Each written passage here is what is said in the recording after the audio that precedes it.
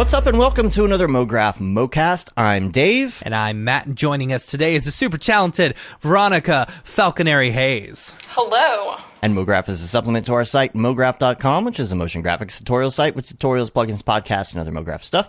On the show, we talk about everything ranging from motion graphics to Cinema 4D, After Effects, plugins, render engines, doing business, doing taxes, being a contractor, or working for the man. You can email us info@mograph.com. Let us know what you think about the show. Questions, comments, concerns, queries, grievances, show topic ideas, artist suggestions. We're on Facebook, Twitter, Instagram, YouTube, mograph.com.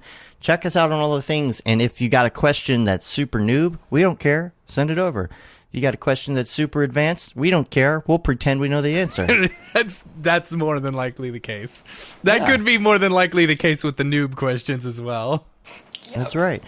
Yeah, we have an email from Jack who sent us some questions and things, but it's about NFTs, so we'll talk about that in the NFT section today for sure. We'll read it and discuss. And we don't have a lot to talk about, really, besides the fact in the week wrap-up that the Houdini course has been updated. Ooh, and the Marvels. You got the Marvels. Did you add that? Did you add that in there? Yeah, I did. Okay, got sure. We have the 18.5 Houdini update to the Stop Being Afraid of Houdini course. Mark has put in so much time on this. Yeah. He spent 150-something hours recording all new content. He's updated content. He's added things. Like, it's pretty incredible. You go in there, there's stuff on procedural modeling. You can procedurally model a coffee cup now. On. There's a lot of stuff on render engines, Mantra, Solaris, and, of course, Octane. There's a lot of Octane stuff in here now that there wasn't before. It shows you how to install Octane, run Octane. There's some other Octane-y things in there. So, of course, Redshift was there to begin with. It's still there. The great part about this is if you were already an existing Stop Being Afraid of Houdini student, you now have the class. We sent out an email. You've got the update. So now you've got 2 classes if you go look at your classes, because we didn't want to ruin like everybody's progress that they have on their other one where you can see what you've done. Yeah. And we didn't want to make it complicated and hard to figure out. So it's one of those things where now if you want to get into the 18.5 stuff or you're just starting, you can go check out just those, or you can start over from scratch if you want. Because some of the things that are in there say updated or say new. However, for the most part, most of these videos are updated for the new interface and things. Some of it's just little updates, and we didn't put an updated tag on, 10 seconds of updated something. It's just this like the major things. So make sure you check that out. You've got that now, and if you're going to buy the course from this point on, that's the version that you're going to get. I gotta thank Mark for doing that, putting in all the extra time, especially at the last second. I gotta give Pickle Nick a shout out for making this happen. We had a lot of edit issues, and he was able to just take this thing and just like kill it. Yep. He's a rock star. He knocked out like 40-something hours worth of content editing in like 2 weeks. It's pretty phenomenal. And Jeremy, he put the stuff together on the course site. So thank you everybody for your hard work. It's really hard for someone like me to let go of certain tasks. Yes, it is very hard for Dave to let go. I like to QC all these things. I like to make sure everything's done right. There's a reason for it. The reason is if I delegate it to the wrong person, it might not get done correctly, and that's exactly what happened. The first day, Yes. Yeah. So it's all about delegating. Is all about finding those people that you can trust to get stuff done. And not everybody has the same strengths and qualities and things. And if you can find the right people, it's really great to just be able to sit back and say, look, everybody's doing what they got to do. I will say that I love Notion for this because when we're doing these giant projects and putting all this information in giant databases, there's 2 things that you can do when it comes to notifications on Notion. And one of those things is that you can have somebody at you or directly ask you a question or comment or something, and then you answer them. But you also get notifications for things that you're quote unquote following. And as somebody who is trying to manage more than one project, it is so nice to be able to look at stuff I'm following, see that other people are working on things, other people are hashing out problems together, and I can passively read it, and I don't have to get involved and make everybody's life more difficult and be like, what is the issue? Yeah. I just watch them take care of it. They know what they're doing. Yep. They're good. They're awesome. Cool. Mark's in the chat right now. Jeremy's Yeah. in the chat right now. Yeah. Wonder if Pickle Nick's listening. I don't know. Probably not. He's like, I already hear enough of y'all's voice. Yeah, right. Jeff Burns in the chat was asking about Camp Mograph. Just a reminder that Camp Mograph tickets go on sale June 1st. It is happening this year. Super exciting. It's September 9th through the 12th in Portland, Oregon. So you can go to campmograph.com, check out the details on that. We got some great fireside chat speakers. We got TJ Kearney, Hazel Baird, and Beeple. We've confirmed with Beeple several times, so this is gonna be killer. We booked him before he became super famous. Yeah. So don't tell anybody he's coming. Don't tell anyone. Don't tell anybody. Yeah. We don't need like angel investors and stuff like that coming to the we camp. don't need them at camp. Yeah. They can go hang out somewhere else. Yeah, let's keep it the designers. So, but tickets do artists, go on sale June 1st. Check out campmograph.com for all the details. Want to give a shout out to all of our amazing sponsors for that, because without them, the ticket prices would be astronomical. They help keep the prices down and keep it affordable.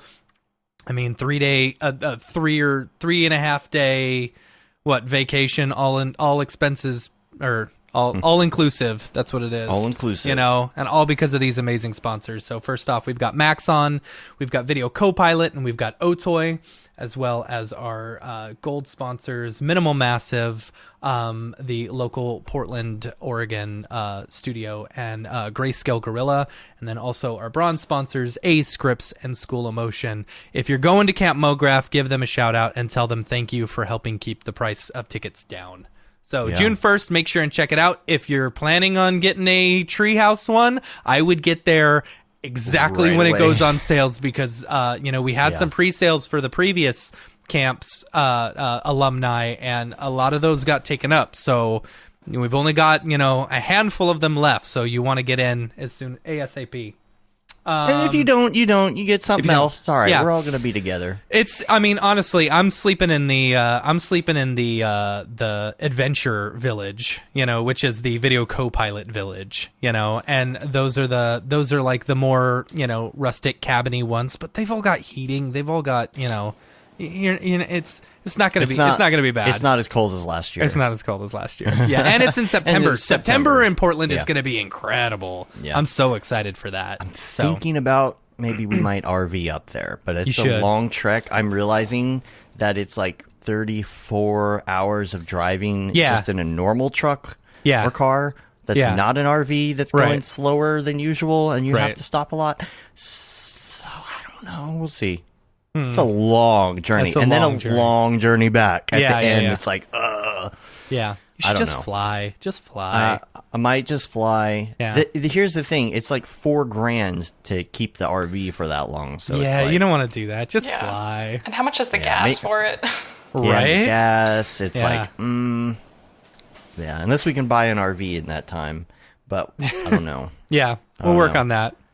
Yeah. We were just talking about the logistics of it, and it sounds like such a fun thing. We'll stop at the Grand Canyon. It's like, but it's like, but then you got to go like a week. If you stretch it out long enough, but you're talking like a month, almost a month. Yeah. Show us your comic book. By the by. Yeah. So, in other Mograph news, you may not know why this is Mograph news, but this is the new Alex Ross comic book called The Marvels. Here, and let me take it out of the sleeve so that y'all can see. For anyone who has been following Otoy, Alex Ross and Jules Urbach are friends, and he turned Jules into an actual character, which is amazing. It's a character named Kashum. So, and I tried to get a copy, and I couldn't. They're all sold out, all the comic book stores. Yeah. I went to my local comic book store, and I was like, I need the Marvels. Do you guys have it? Even though I had already pre-ordered a couple of them. I wanted to pre-order like 2 of them from an online comic book place so that I could. I wanted one. I want Jules to sign one of them for me, because I think that'd be cool, And I wanted one that I could take out of the package and actually read, not worry about getting it all dirtied up and stuff. I wonder if he could get it to Alex Ross. That'd be awesome. Ross. Yeah. I'll ask him. Next time I talk to him. A question for you with camp. Dave Glance is asking, what are the COVID protocols for camp? So, do you have that posted yet, or are you still working on that? We're still working on that. As of right now, so with the camp, and the reason we know that it's happening is because the what is it? The emergency protocols or whatever the high, medium, low levels, for Portland. Portland's really high right now, and that's the problem. Right. Well, so the thing is, even with those protocols, we want to keep the camp super intimate and super small. So we're not jam-packing people full of, the camp can hold 400 people in it, but we want to keep it small. We want to keep it intimate. That's the whole idea behind it. That's why we also picked up all the sponsors so that they could help cover the overhead costs and stuff. Because we have to pay for all the people in order to rent out the whole camp. Yeah. Got to pay for 400 people. We got to pay for 400 people in there. But but we're only putting 125 total. And that includes, all the sponsor people, all the staff, that includes all the people coming in, so only 125 people. So everyone will be separated bunk-wise. Like, you've got a divider, in between you, and you don't have to, you can pick top bunk, bottom bunk, whatever you want to do, but you've got a whole section by yourself, which is great.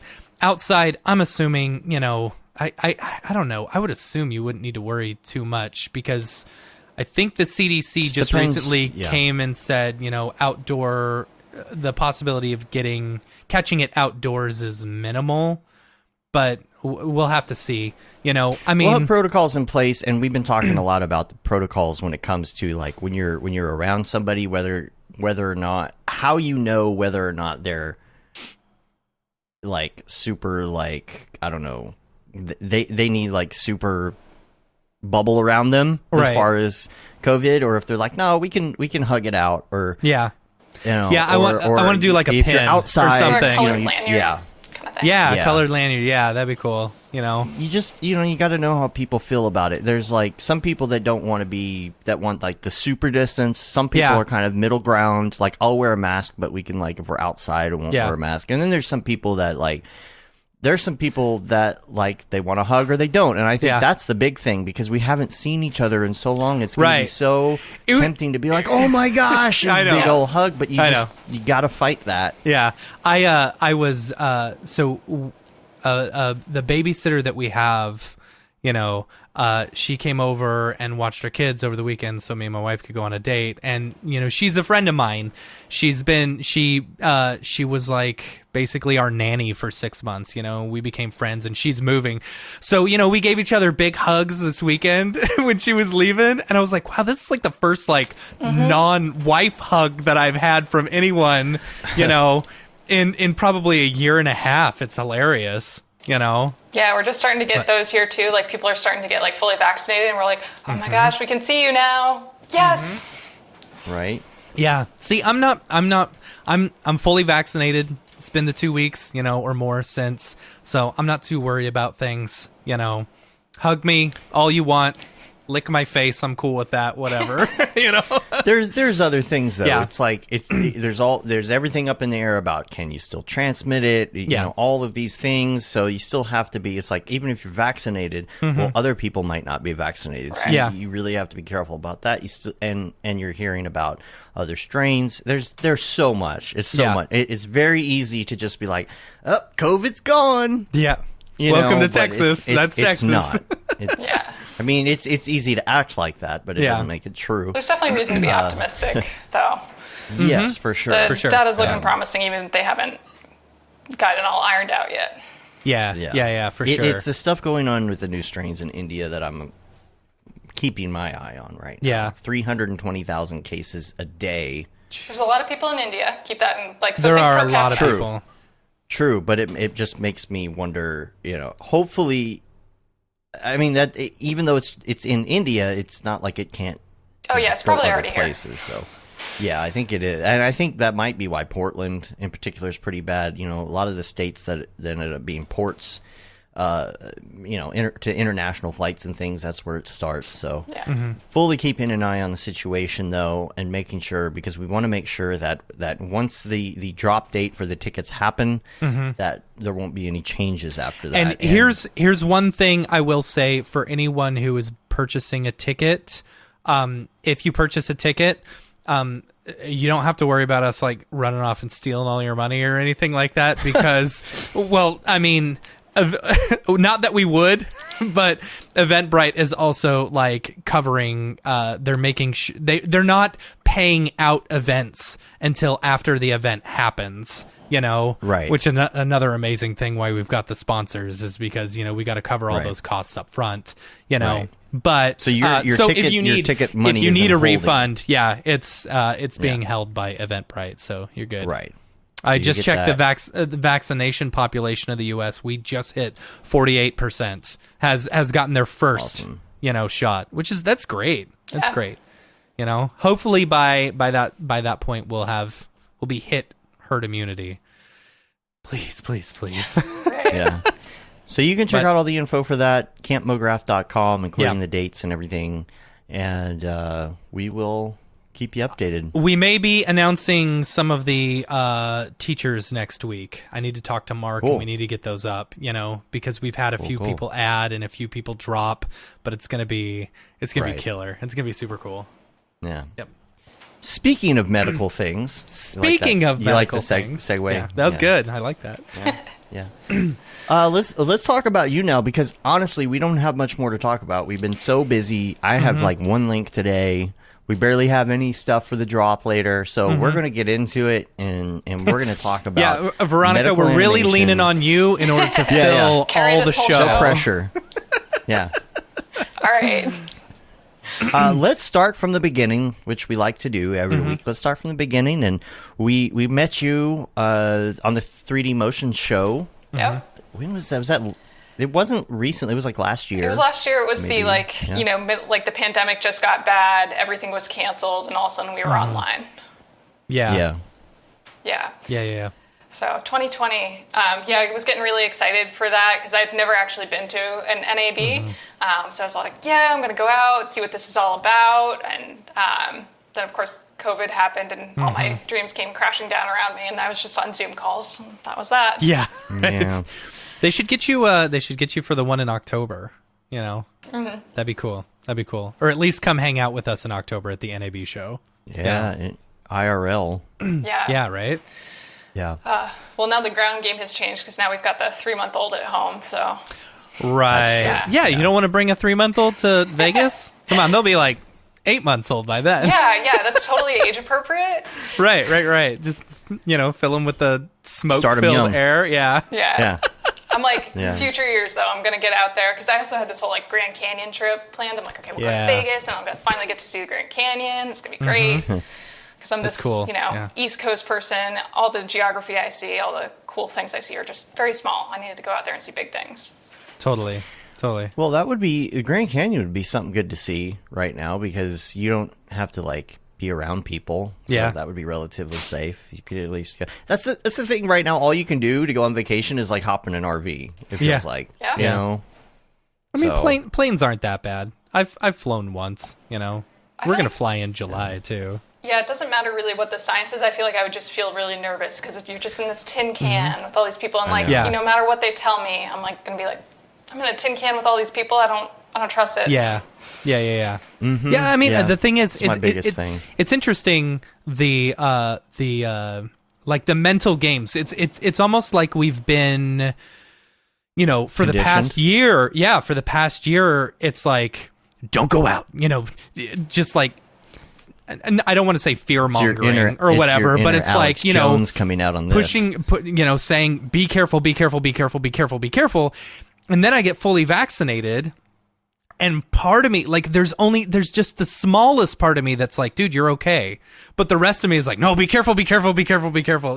They're conditioning you. Yeah. It's the government conditioning you. Wake up, sheeple. So, I don't know. It's interesting. It's interesting trying to, convince yourself that you more than likely will be all right. Yeah. Yeah. So.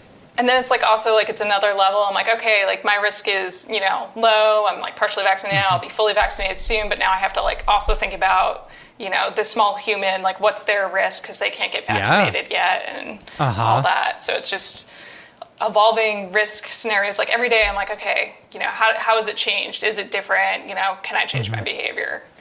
It's a lot of mental load.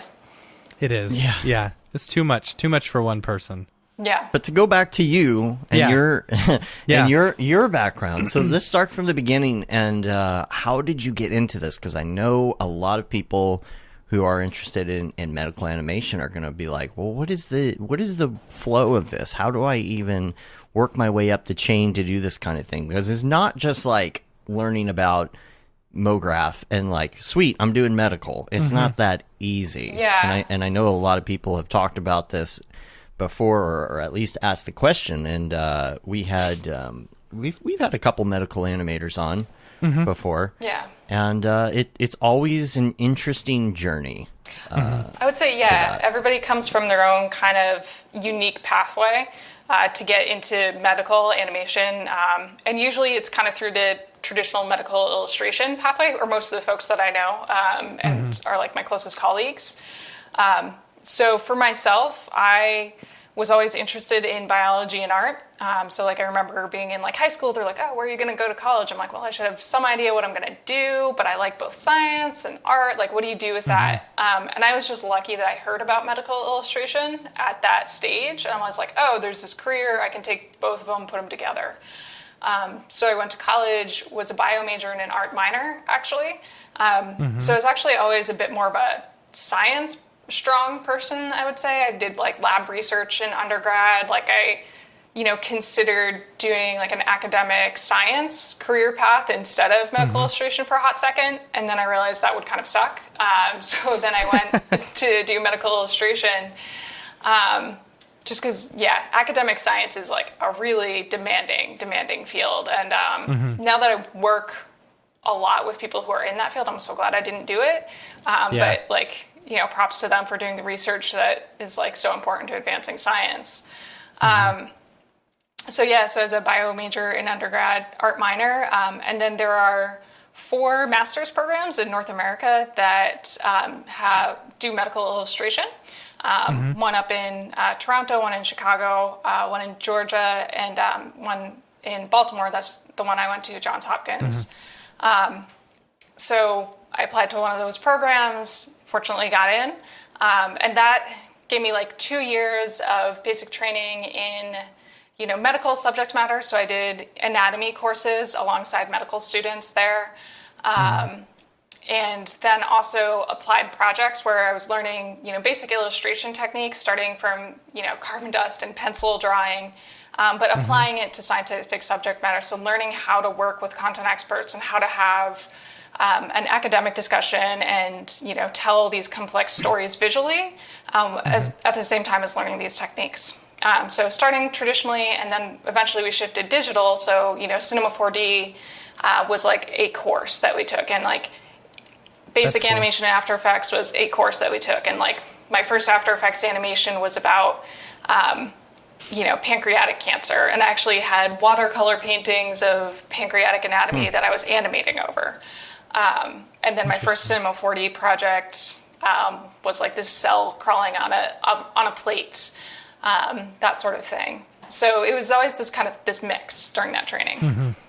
It's so interesting, like, you know, especially because you're learning all this biology stuff. It's like you've got such an intense background knowledge of this, but animation is so different. You know what I'm saying? Yeah. You know, it's like for me, 2 parts of your brain, right? You know, and it's like, you're gonna. That's like maybe not. Similar. Maybe I'm maybe not. We don't know.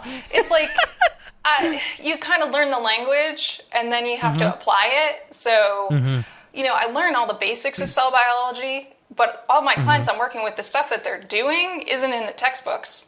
You know, it's like I have to learn new stuff, you know, because usually when I'm illustrating or animating something, it's something new. That's why they need a visual. It's not something that we already knew. That makes sense. So, and I think, animation and stuff, it's similar. You get the basic language, and then you have a specific project that comes along, and you have to figure out how to apply it. So I think it's sort of similar in that sense. Mm-hmm. Let me ask you a question. Have you done any, say, like any Mograph jobs outside of the medical field? You know what I'm saying? Not really. So I've always been very science focused. I think it's because I come with that science background. That's usually what gets me into something. So sometimes I'll be out in science outside of medical. So people will come to me and they're like, we have this new nanomaterial. And it's a group of scientists, and they need to explain this to somebody who can hang with them and talk with them in a conversation. Right. And I bring that skill set where I'm like, okay, I'm comfortable asking questions when I need to. It's maybe I don't have the background in your topic, but I can hang in a conversation and be like, okay, I didn't get that. Can you rewind? What was that? Okay. But I have a few points of reference that I can bring to the conversation and have a conversation with them and create a visual effectively. I was just curious how how much different your clients are, say, versus an outside of the medical field, like the ones that Dave and I are doing every day. I don't think your clients are like, can you make the logo bigger? Can you make the nucleus bigger? Because it's not accurate. So well, sometimes they are. Sometimes they're like, can you make it look different? I'm like, well, and it's actually kind of surprising how often. There are a lot of scientists that they understand things conceptually, but they, medical illustration, you're always like, how does something actually look? So it's my, I'm constantly trying to find references for how things actually look. And that's not really the inquiry that most scientists are doing most of the time. That's not their main question. So they might understand conceptually how a process works, but they have no idea what it looks like, or they don't really actually know what the cells that they're working on look like in 3D. They know what they do, they know how they function in disease, but how they look like isn't a question that they ask, and it's something that I have to come in and bring my expertise to. So is it always scientifically accurate, or do you ever do something that's more metaphorical, more definitely artistic? It's we made the logo bigger in order to accent this specific, we made the nucleus bigger, or whatever. Yeah, I'm playing with that all the time because, I'm doing a lot of molecular animation and illustration. And, if that was completely accurate, I would zoom into the cellular level to show molecules, and there'd be water everywhere, and you wouldn't be able to see anything because there'd just be water everywhere, right? Right. Never mind the fact that we're at a scale that's so small that you wouldn't be reflecting light, the fact that anything looks like anything is the first lie. So, I think it's really important to understand all the context of what the actual scale is. There's actually water everywhere, and then very selectively pull out the stuff that's not important to still tell a story that's still true to the science that we know, but then communicates effectively. That's cool. Were you doing lots of Corona renders right when all of this hit? Did that become a thing? I don't know if you can see that. I can't point. You see that picture back there? Oh yeah. Nice. Yeah. Is that Scientific American? Yeah. So the July 2020 issue. Nice. Yeah, I was really excited about that. So that's why it's back there. Nice. So I guess you did. Did you get tired of making Corona renders? Yeah, a little. Yeah. So right at first, I remember NAB time was about April. Everybody's like, are you illustrating viruses? I'm like, no, my clients are all still panicking and going we don't even know how to work remotely yet. Then throughout the year, everything just shifted. And so, I did that piece for SciAm, which also included this entire explainer 2D set of graphics. And then there's a lot that came on from that because you'll get clients who are like, I saw you illustrated a virus for Scientific American. That means you can draw viruses. We have a virus we need you to draw. They kind of assume that there are other clients that are just okay, you must just specialize in drawing viruses. And I'm like, not really, but okay, yeah, I can do that for you. Yeah. And you can tell it's legit because you called it SciAm. Yeah. You're definitely in the industry. So when you draw, let's say molecule, and this goes back to the conversation about representative things, are there times that you get down into the nitty gritty, like let's say every piece of the molecule, or sometimes you're using like a sphere to represent something, like are there different magnification levels that you deal with in that aspect? Yeah, definitely. So like sometimes I'm just creating, a schematic pathway that's, this molecule activates this molecule, but it's like that relationship for like 50 different ones. And if you showed each of them in like full-blown detail, you're just going to have this like monster graphic that nobody can understand. There's just like too much detail. So in that case, those molecules, they're like a little shape and a label, like that's it. And it maybe shows you in a cell where they are, that kind of thing. But then there are other times where I'm working with a researcher that's just discovered the structure of a molecule in like really like high detail, so angstrom level resolution. So that's like 1/10 of a nanometer, and a nanometer is one small. It's really small, so it's 1 times 10 to the negative 9th, and I couldn't tell you what, like, it's really small. Submicroscopic. So they've gotten like really high detail on this molecule, and they want to show exactly all the little interactions, between individual collections of atoms called side chains and things like that. And there I'll get really nitty gritty, and that's really important to their research and, to the point of their publication that's going with it. So it really varies. What's the, okay, couple questions. Number one, do you sometimes laugh at the drug commercials that are on TV when they try and show something? Is it like, that's not how that works? Or well, so like with the drug commercials on TV, is like they're consumer focused. So it's like whenever they're like trying to make a metaphor and like, again, communicate to people who have no science background. So if they manage to successfully like communicate basically what it does to somebody who has no science background, then like that's a successful visual. Like whether or not it's 100% like accurate, or if it's like a little goofy or metaphorical, it's gotta be right for your audience, right? Yeah. Like sure. the guy who's like this sideways, and like the red. Do you ever have red going down from your head to your stomach? I hate when that happens. And then the yellow and the green means it's working. Yep. Yeah. Do you ever see anything that's just like so ridiculous? It's just. There's like, it's a lot of times, just like what. Sometimes like a researcher has tried to cobble something together in PowerPoint, and it looks like, really crunchy. But then there's just a lot of stuff when people hire somebody who doesn't have the science background to do something, where they'll kind of mess up and like get a brain backwards perhaps, or like show an elbow joint backwards in the knee. Yeah. So that's a common one. Like turned around backwards? So they'll have like a silhouette of a head, and they'll like put a brain in it, but it's in backwards. And that's funny. That's funny. That's really funny. And then they'll like be like, oh, we're gonna zoom in on this knee joint, and it's like it's an elbow joint that they put into somebody's knee, and you're like,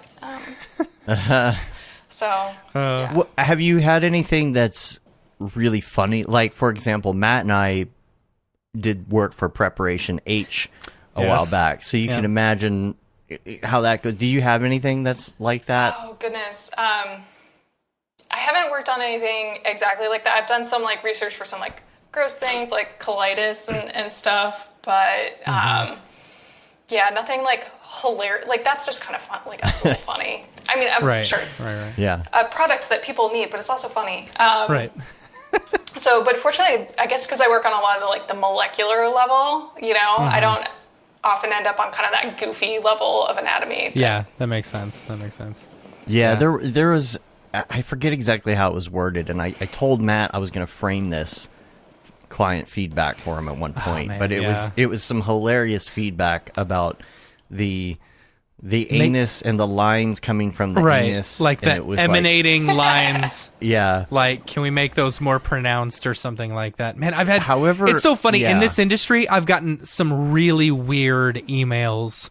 Like I had someone who wanted to like. He like pretended to throw up, and he needed like a liquid sim of him vomiting, and so the email back and forth is, okay, cool. Yeah, I can do that. Do you need it like chunky vomit or do you want it clear vomit? Like, by the way, this is my favorite email I've ever sent. Yeah. That's funny. I think the best feedback I've gotten, I just had this like little animation that I was doing that was showing like nerves firing, but I was working with this micrograph to start with, and these like, so the nerves were like little bodies with these like long like processes, and so I had like a little bit of light with a trail coming behind it for all these, but there were like maybe like 20 or 40 of them that I was working with, and then like the client feedback was like, could you make it look less like sperm? And I was like, oh, I see it now. You can't unsee it. Yeah. Now you can't unsee it. Yeah, that's funny.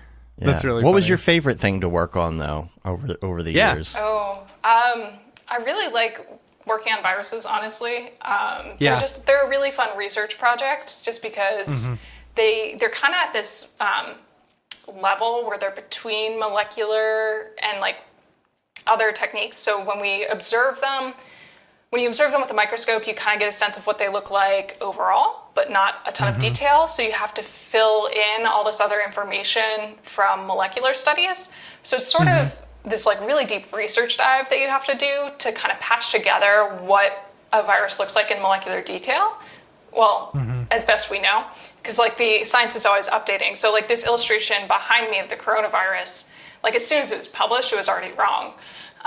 Because the science is always updating. But that makes it like really fun too. So, yeah. That's interesting. And what would you... Go ahead. Sorry. No, go ahead. What would you say... what would you say you use the most in a project like this? So like in any sort of medical animation, what would be like the number one thing? Like, do you use a lot of cloners? Do you use a lot of metaballs? Yeah, I was gonna in say. cinema? Like, is there like kind of a go-to tool set for medical? Cloners like all the time. Yeah, just because I need so many instances of things. And then after that, the volume tool. So like it used to be like I would try to hack at things with metaballs. Like, the volume tool set just like has made my life for the last couple of years. It's great. For sure. So that I would say, but it's like I feel like almost every project I do, I'm like, it's a cloner somewhere in there. Yeah.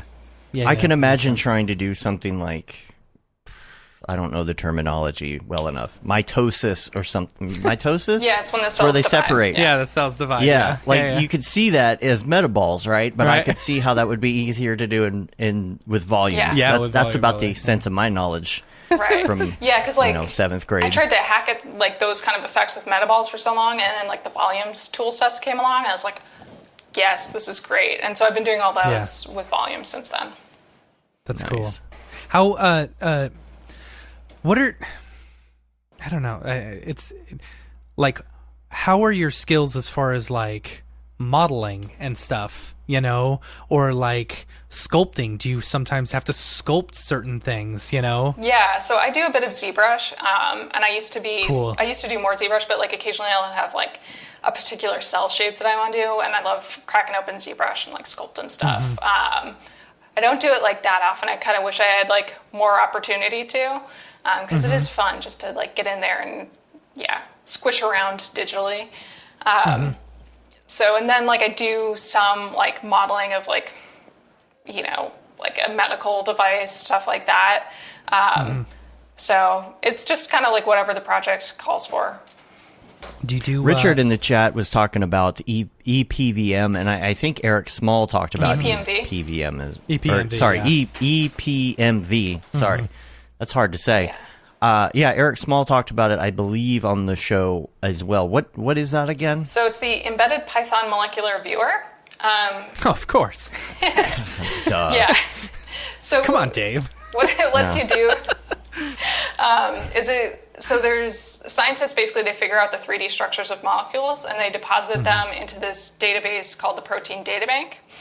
And it allows you to take that 3D information and load it directly into Cinema 4D. So I can tell from that exactly what the structure of, say, the virus spike is if scientists have figured it out. Gotcha. So. Gotcha. That's cool. Yeah. So this is something we were talking about earlier, and I think is really interesting, you know, because so as we all get, more accustomed in our field and stuff like that, we're able to communicate so much better with our clients and stuff. And, you and I, we were talking about your diploma on the wall, and that brought up an interesting conversation about, it's one way to be able to show off to your clients who are, doctors or, medical people, that you kind of you know your crap, what you're talking about, Yeah. And oh yeah, go ahead. No, go ahead. That's it. I mean, yeah, it's just kind of interesting because I work with a lot of people who have the most advanced graduate degrees they can, MDs, PhDs, and they're working on this science that's been their baby for years, and they want to make sure that when they communicate it, they get the details right, and they can be kind of anxious about bringing in somebody else to help communicate it because they want to make sure that you understand it so it gets communicated right. Because I'm sure they see science news articles where they read the headline and they're familiar with the science underneath it and they're like, well, that's not right, that science writer didn't get it right. Or they see a visual describing science they're familiar with and they're like, that's not right. So I think they can get kind of anxious about working with an artist. So one thing, that's kind of why I have the diploma back there, so they know, okay, this person actually has formal training in science. She's not just somebody who happens to come along and I'm going to have to explain everything to her. She has some background, she'll be able to understand my science and communicate it correctly. And the fact this is all you do for the most part. Yeah. Where it's not like they're hiring someone like me who does technical stuff, and could probably make some of that stuff if I had a reference, but I really don't know what it is. Yeah. And that I'm the type of person they wouldn't want to work with. So it's got to be comforting to know that the person you're working with is an artist, but also specializes in that particular field. Yeah. And and they'll get it once I start talking to them and they realize okay, I can tell that this person has even if they're not familiar with our particular cutting edge science, she's got the basics, she's talking our language. So. It's something Richard in the chat saying, I face that issue all the time. I'm always the most uneducated person in the room, which I think it's funny. But it's you maybe still not have uneducated, but undereducated on the specific topic. Yeah. And it's how do you, with clients like that, how do you portray or instill a sense of, confidence, in your ability to turn their idea into art. Yeah. I think a lot of it's just having the conversation and being just practice talking with clients like that, so that you I come across with confidence to them that okay, I've done a project like this before, this is how it usually goes. But then also talking them through the workflow, that there's going to be a sketch that you can look at and make sure it's right. There's going to be a draft you can look at and make sure it's right. And then there's going to be a final and you can make sure that that's right. So you're going to have input at all these stages to make sure that it's going the right direction. And same thing with animation. You're going to have, we're going to talk about that script. We're going to talk about the storyboard. We're going to talk about the style frames. We're going to make sure the narrator pronounces everything right. You're going to have a draft animation to look at, and then you're going to have a final animation. We're going to hit all those steps, and you're going to have feedback at every one of those stages. Yeah.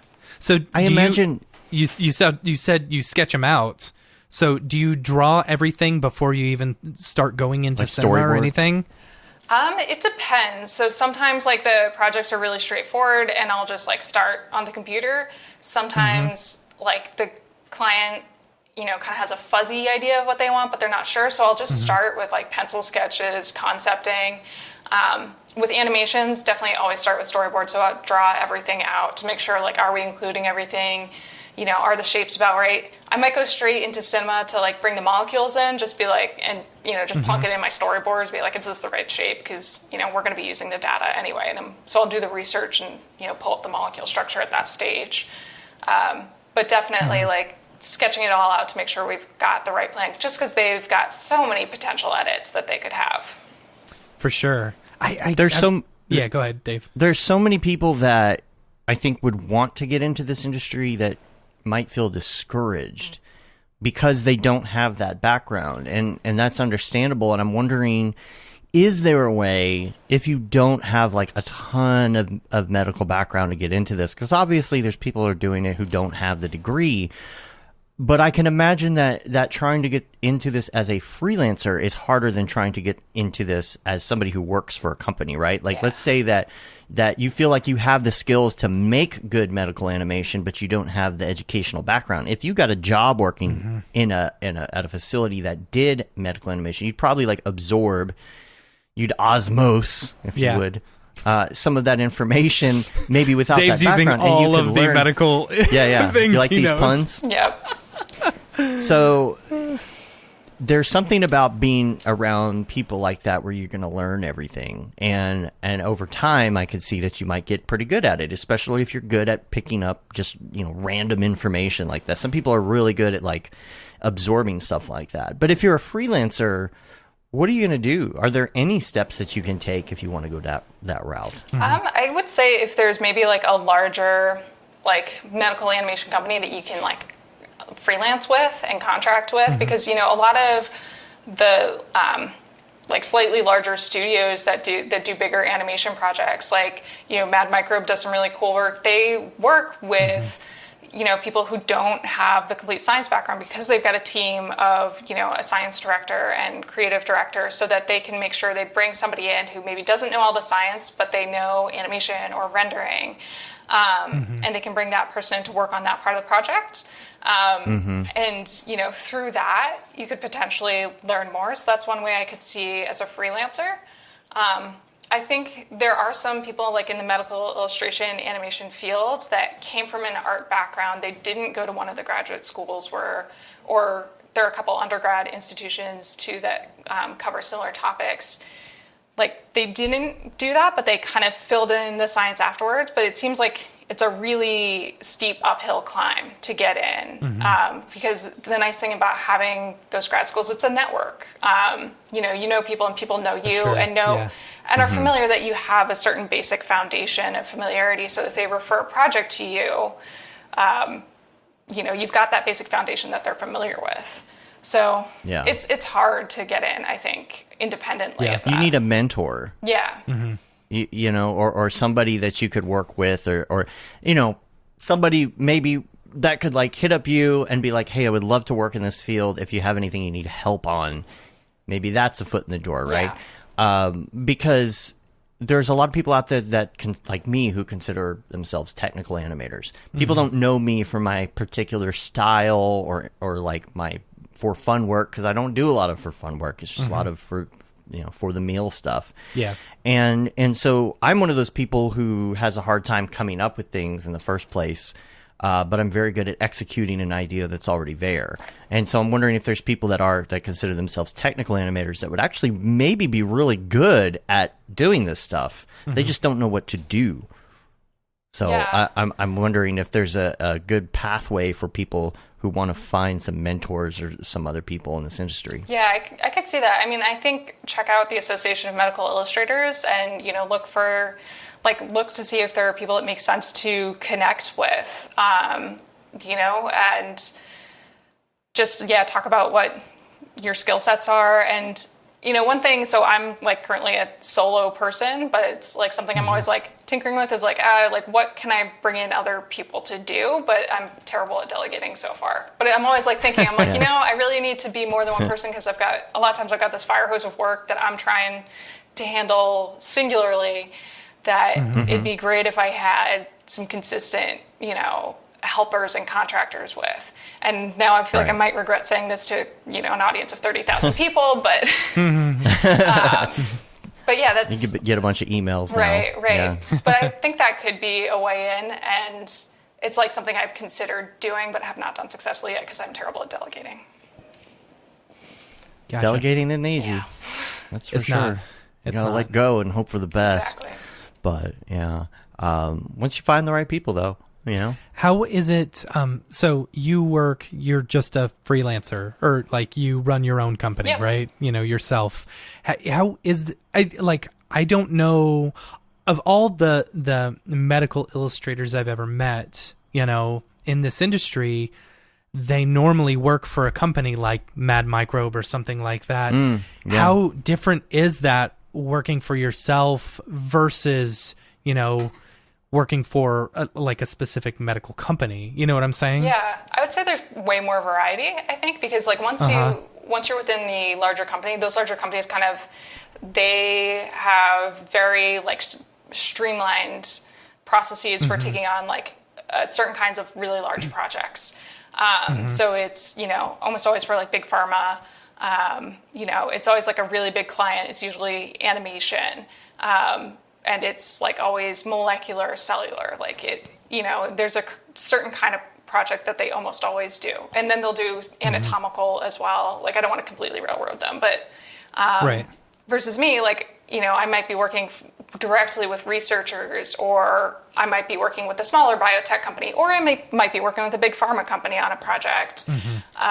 Or I might be working on like a science-related project that's not exactly medical. So definitely more variety, I would say, is like one of the biggest differences. And then, of course, just all the overhead of having to know your science, know your art, and also know your business on top of it. How do you bring in clients? Like, how do you advertise and stuff like that? How much does the demo reel get you versus like actually, because for us it's like, okay, I throw out my demo reel and they know I'm a somewhat competent animator, right? Yeah. But it's we like, how do you demo reel out? We haven't. No, it's all no, we're not now. very confident in the past couple of years. But how, like, because you've got this background, you've got this, untapped knowledge that does not come, isn't shown necessarily just through a demo reel. Yeah. It was, so for me getting started, mostly networking, but also like sharing my expertise. So I didn't kind of realize I was marketing until it all kind of like turned out for me. So before I launched my company, I was working within a research lab, and I was working like just on molecular subject matter. So I was on this like really deep dive that even within the medical illustration community, I had a lot more experience and time to work with scientists on molecular subject matter than a lot of my peers. And during that time, I also like wasn't super busy at work, honestly. So I was sort of like always trying to fill in my time. And like, so every year we had a medical illustration conference, and I would come up with some presentation to talk about molecular stuff or cells or something, just to share some of the knowledge that I was getting from being in this sort of specialized environment with my peers. So sometimes I just do like a little technique demonstration, like sculpting cells in ZBrush, or, doing this thing with molecules in Cinema 4D. Or sometimes I'd get up on the stage and do a big talk about like, how do you research this kind of topic? Or like, what things should you consider? And like, I was just doing it kind of because I was bored at my job. And then, and just because like, I like to learn by teaching other people. It's like, okay, if I teach this, then I know it really well.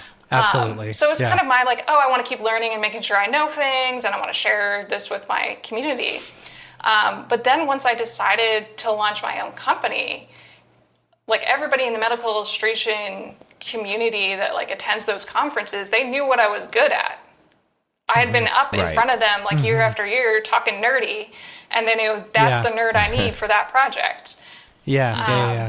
So, and then it's also, just every year going back and like talking to people so that like they know who you are. Cause like, when I refer projects, I feel more confident when I've like met the person and I know they seem like a competent individual, that they could like handle kind of the soft side of it, not just the art and the science, but like, handle this client, like respond effectively, and, just all that soft stuff that goes with a project. Like I feel better like referring to somebody that I know.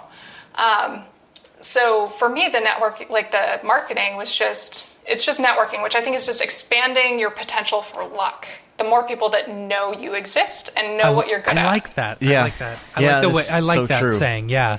Expanding your potential for luck. Yeah. Because I feel like sometimes some of the jobs we get are just extremely lucky. I was talking to Rev about this the other night, actually. We were done playing Halo, and it was just the two of us sitting on Xbox chat right? And we were talking about the whole freelance life and all of that, and that topic actually came up. We were talking about the fact that you start out, right, and you're getting the little jobs, and you're getting, oh, this is $1,000 job, then I'm getting the $2,000 job and the $5,000 job, and you're expanding your client base during that time. And what happens? You start to get those what ifs. There's a lead.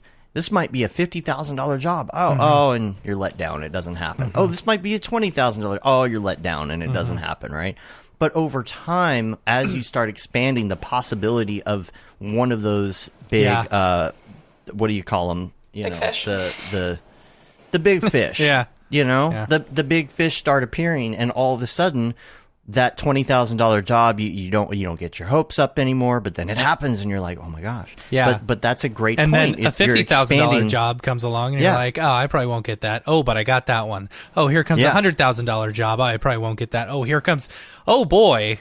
Now you're way busy. Yeah. And you might have had 9 $100,000 jobs that didn't happen. Right.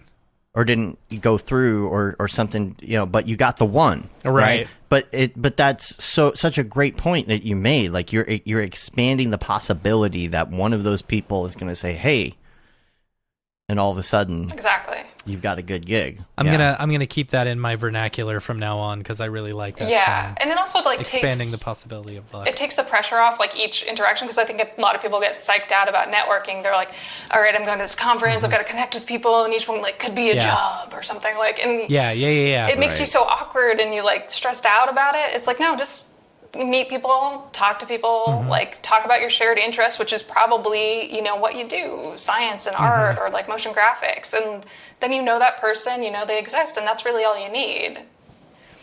So how big is the medical illustration industry? And I can assume that within that there's so much more specialization, specifically 3D versus 2D, Yeah. So I can talk to kind of the Association of Medical Illustrators, and I always wonder this, how many members we have, but it's I would say it's between 500 to 1,000, somewhere in between there. Okay. Definitely not more than 1,000, and that's talking about mostly people in North America. I'm not as super familiar with scientific and medical illustration abroad. There are definitely medical illustrators who are members of the AMI that are from different countries, but I would say most of the membership is based in North America. But that's just the people who are members of the AMI, and there are also, I think, a lot of folks who do it, both scientific and medical illustration, that are outside of that. But then again, it's still not that huge. A lot of people still don't even know we exist, and we're kind of these rare unicorns a lot of times to people. It's oh wow. What is the requirement for joining? Did you have to meet certain requirements? To join the AMI, no, you can just join as a member and learn about it and start using the resources and connecting with people. I am a certified medical illustrator, so that there's an exam for that, and it's sort of board certified. So. Yeah. What's the process in that? Because I think that would probably be a goal for somebody, possibly. Okay, let me ask you this. If somebody doesn't have the educational background, could they possibly pass that certification if they were in the industry long enough? Yes. Yeah, definitely. It would be harder, though, because that, again, that's that nice thing about those grad schools, is they give you that foundation that, will prepare you exactly for what you need to know. So the certification, it's, you have an exam both on, medical science, anatomy kind of information, because we're coming from this legacy where a lot of medical illustration was anatomically and medically based. So you'll have a written exam on that. You'll have an art portion. So I remember we actually had to draw in an exam, which was a really weird experience. Yeah. And then business practices as well. And then you pass that exam, and then you have to submit a portfolio of 20 pieces that you've done as a professional. So I took the exam right out of school, but then I had 2 years to put together a portfolio as a professional that covered a variety of subject matter. And they had a couple different things. You had to cover a process or things like that. And then you can submit your portfolio for review. So there are people who are certified that did not go to, one of the formal programs, but it's a lot harder to do, but then that certification also gives you a structure of things to learn, to like, to work for too. Mm-hmm. What kind of business practices do they talk about? So things like, it's been a while. I think a lot of it's intellectual property, copyright, licensing, things like that. In addition to, project agreements and, making sure that you set your scope correctly with your client, things like that. If there are like patents on certain things, are you allowed to illustrate them? It doesn't violate anything, does it? Like if, like say somebody has a vaccine and that vaccine is patented and you're showing it, is there any red tape in that? Yeah, so there's like a lot of stuff that I do that I can't share. And it's just that they've got a new technology and they're like, we don't want you sharing this. I'm like, okay. And that just happens a lot. It's, it's new. Their new technology. It's part of the licensing. I'm like, okay, you've got this exclusive commercial license. You can do whatever you want with it. I'm not going to share it. Or if it is something that you've been public about, I'm going to ask, hey, can I highlight this project? And they are absolutely free to say no. So yeah, there's a lot of stuff that I work on that, isn't public information yet, or, it's just very exclusively licensed to that company. Mm-hmm. So. Now, as far as your own company, going off on your own, tell us a little bit about that process. Mm-hmm. Yeah, that was nerve-wracking, but it was something like I always knew I wanted to try it, and I had like my previous position, which was like really great. I was learning a lot, but at a certain point, I plateaued. I wasn't learning anything new really there, and that was, I think, pretty frustrating for me. So I was like, I really want to start learning new things, and I'd always considered running my own company, and I was like, okay, well, right now I'm like young, unattached, I don't have like dependents, like now is the time to try. And so like around 2017 I finally made that jump, and at first I had like nothing to do. I remember somebody asked me, oh, you're going freelance, do you have like a couple projects lined up? Like, yeah, surely if you're going freelance you've already lined something up. And I was just like, nope. Just I'm just going, and I'm telling you about it. So here's hoping something happens. Tell your friends. Yeah, exactly. So, and for the first while, it was like really slow. One thing that I did appreciate about that time, though, is like I had worked a lot with scientist to scientist communication. So a lot of my work was like really dry, and it was like really one style because it had been for like one client. Sure. So I was able to like create projects for myself in that time to like create more art that was more what I wanted to do. And then I could put it into my portfolio, and then a client could look at it and know to ask for it, which was really important. So eventually things picked up, and at first I had, so-so clients, the ones that would kind of like wheedle me on the budget every time. Yeah. But then eventually I just got busier, kind of got better clients. So like the ones, the clients kind of filtered through, and like I kept the better clients and like moved away from like the clients that were always like bugging me on budget and things. And and ever since then it's just kind of picked up momentum. How much of your work is recurring clients? Because like I thinking about it, it's like with some of our work, we've got a few clients who are constantly creating these explainer videos or, doing a new version of the same video over and over again, but like if how many of your clients are actually recurring, it feels like there would be either not as many or a lot. Yeah. Or maybe more spaced out. Yeah. Because research takes a while. Yeah. Yeah, it really varies. So I have I'd say maybe, just off the top of my head, I could probably go into like my time tracker and tell you exactly how much my time is recurring and whatever. Right. Off the top of my head, I'd say it's like 50% recurring. So there are ones that are infrequently recurring, like, working with certain publications or like art directors of publications. And then there's ones that are like a communications agency where they specialize in working with, new biotech companies. And like, so, all the time they're launching a new website, working on a corporate deck or whatever that they need visuals for. So that's like that's all under one client, even though it's like a bunch of different clients that they are working with. Gotcha. And then there are a lot of just one-offs, and that's really the scientists who are like, okay, we're publishing, on this, and we really need a visual. And that might be the one time I work with them, or they might come back again in like 2 years when they're like, oh, we're publishing again because we finally finished this thing. And those are just kind of the random one-offs. Mm-hmm. So. Interesting. I think your field is like just fascinating. I'm a big fan of biology as it is, like I really enjoyed, it was the one class that I still think about every day in college, that I took in college, is it was like, I was the best student in my biology class, Yeah. I was not in my lab. No, I was the worst in my lab. Well, that's fine. We don't need you to be in the lab, so you should come to the dark side. Right, exactly. So, but I think the medical illustration, it's so interesting. It's so interesting. Yeah. Yeah. Are there any things outside of medical that you do? Like, do you ever feel like you want to do a short or something like that's just completely off the? Yeah.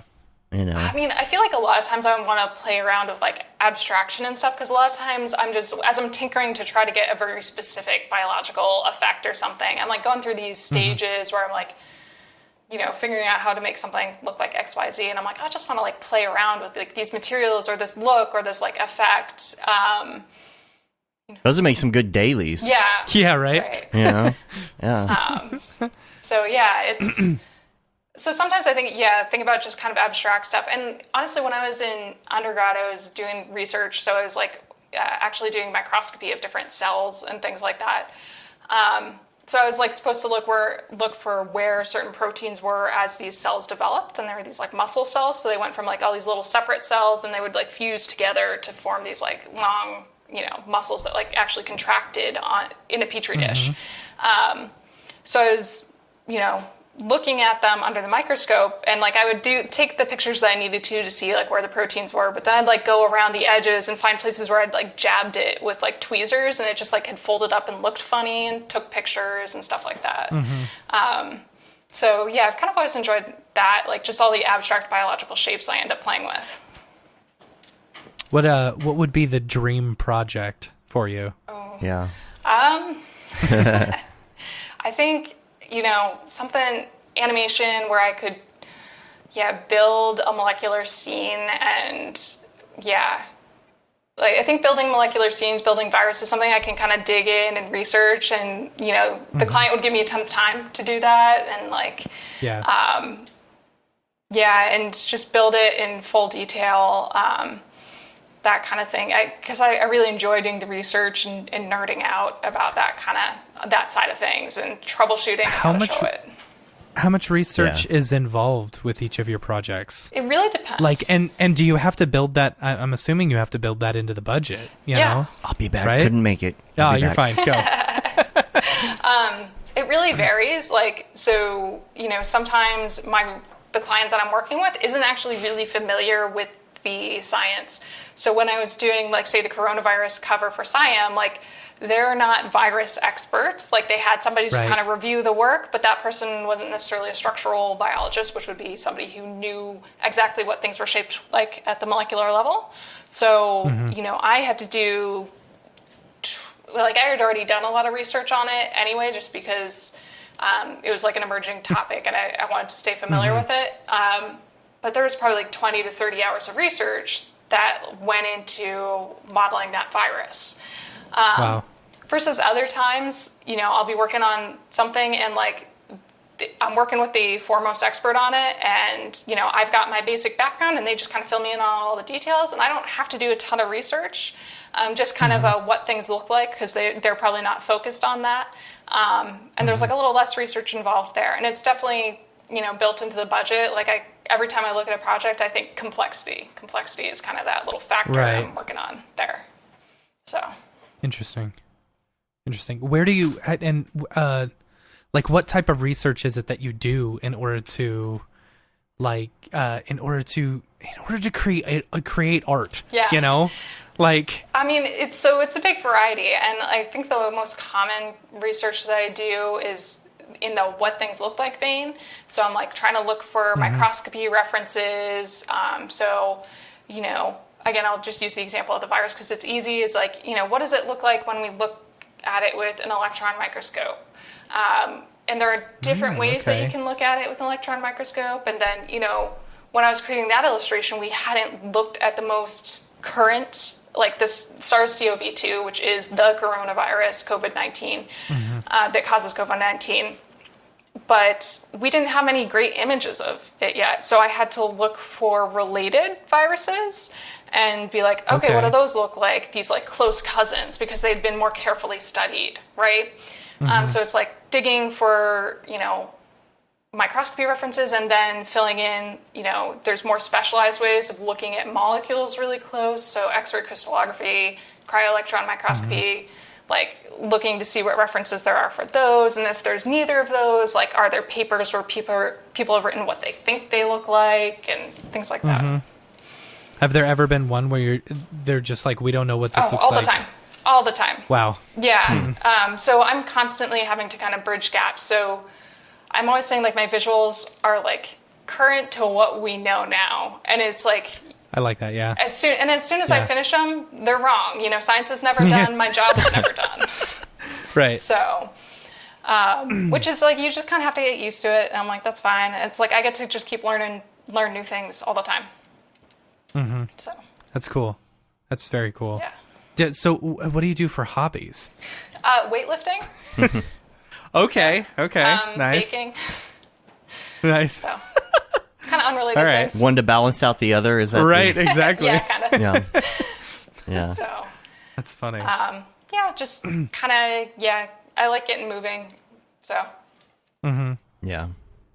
That's Is awesome. that good for? I imagine that's good for stress when you're working. I know it is for me to get out and exactly. Yeah, I would say run till I can't feel feelings anymore. Exactly. I'm like a pretty intense individual when it like comes to work, and I kind of can get myself like just like in the zone, and like it's good to just go and lift heavy things. It like resets my brain, you know. Right. Go and do some dumb things, right? Things that don't take any pick it up, any put mental it down. stimulus That's at all. it. Right. So Now, I've thought about, like, it's easy to get out of the house and, like, go ride a bike or go run during COVID, but when it comes to weights, you know, either you have, like, a personal set or something. Like, if I wanted to go start doing some, you know, benches, some maxing out and stuff, right. I don't have the equipment here. Do you have, like, a weight room or a workout room? We were lucky, like, in 2019, we picked up a barbell and plates and some squat stands, and they're like squeezed into our laundry room, so I have to like lift in a nice straight bar path so I don't hit like my washing machine. It's also our utility room, so we have like our shelves of like just random house crap too.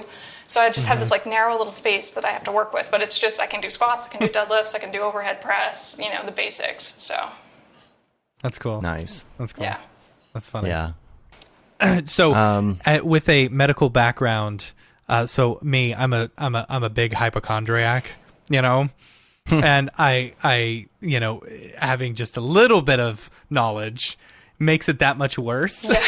Yeah. You know, do you ever deal with that?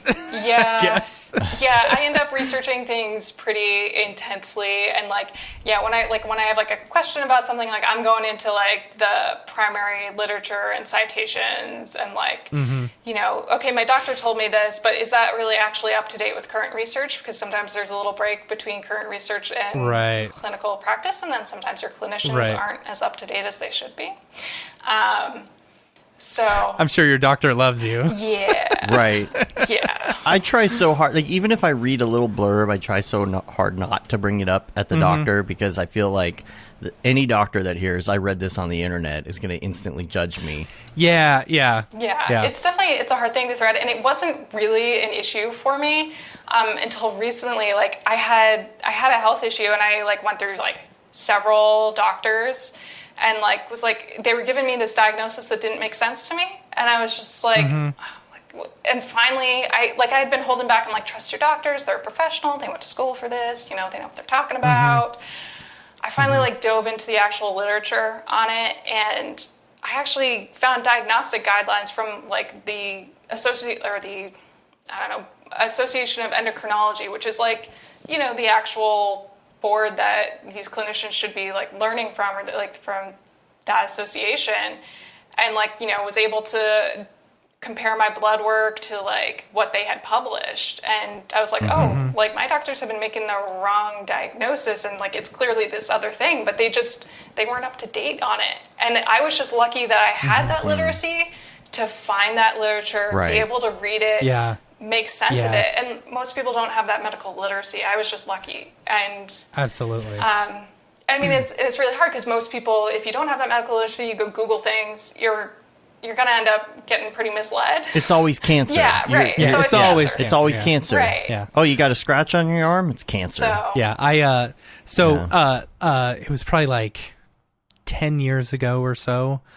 I woke up with like just horrible stomach pains, you know, and it had happened a couple of times, and I'm searching on my phone, going through WebMD, you know, looking at all my stuff, and I was like, I start reading about gallstones, and I was like, this sounds like what it is. This sounds like what it is. So I called in sick. I went to the doctor. I told my doctor, I said, I think I have gallstones, right? And he's like, no, you probably just got food poisoning. 8 years later, ended up in the hospital twice for gallstones, you know? Yep. So I was right that whole time.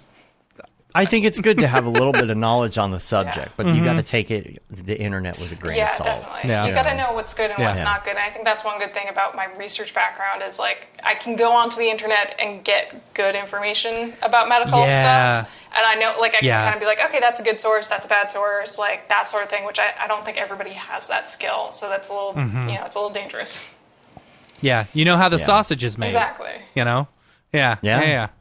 It's always dangerous. Yeah. It's always dangerous. Yeah.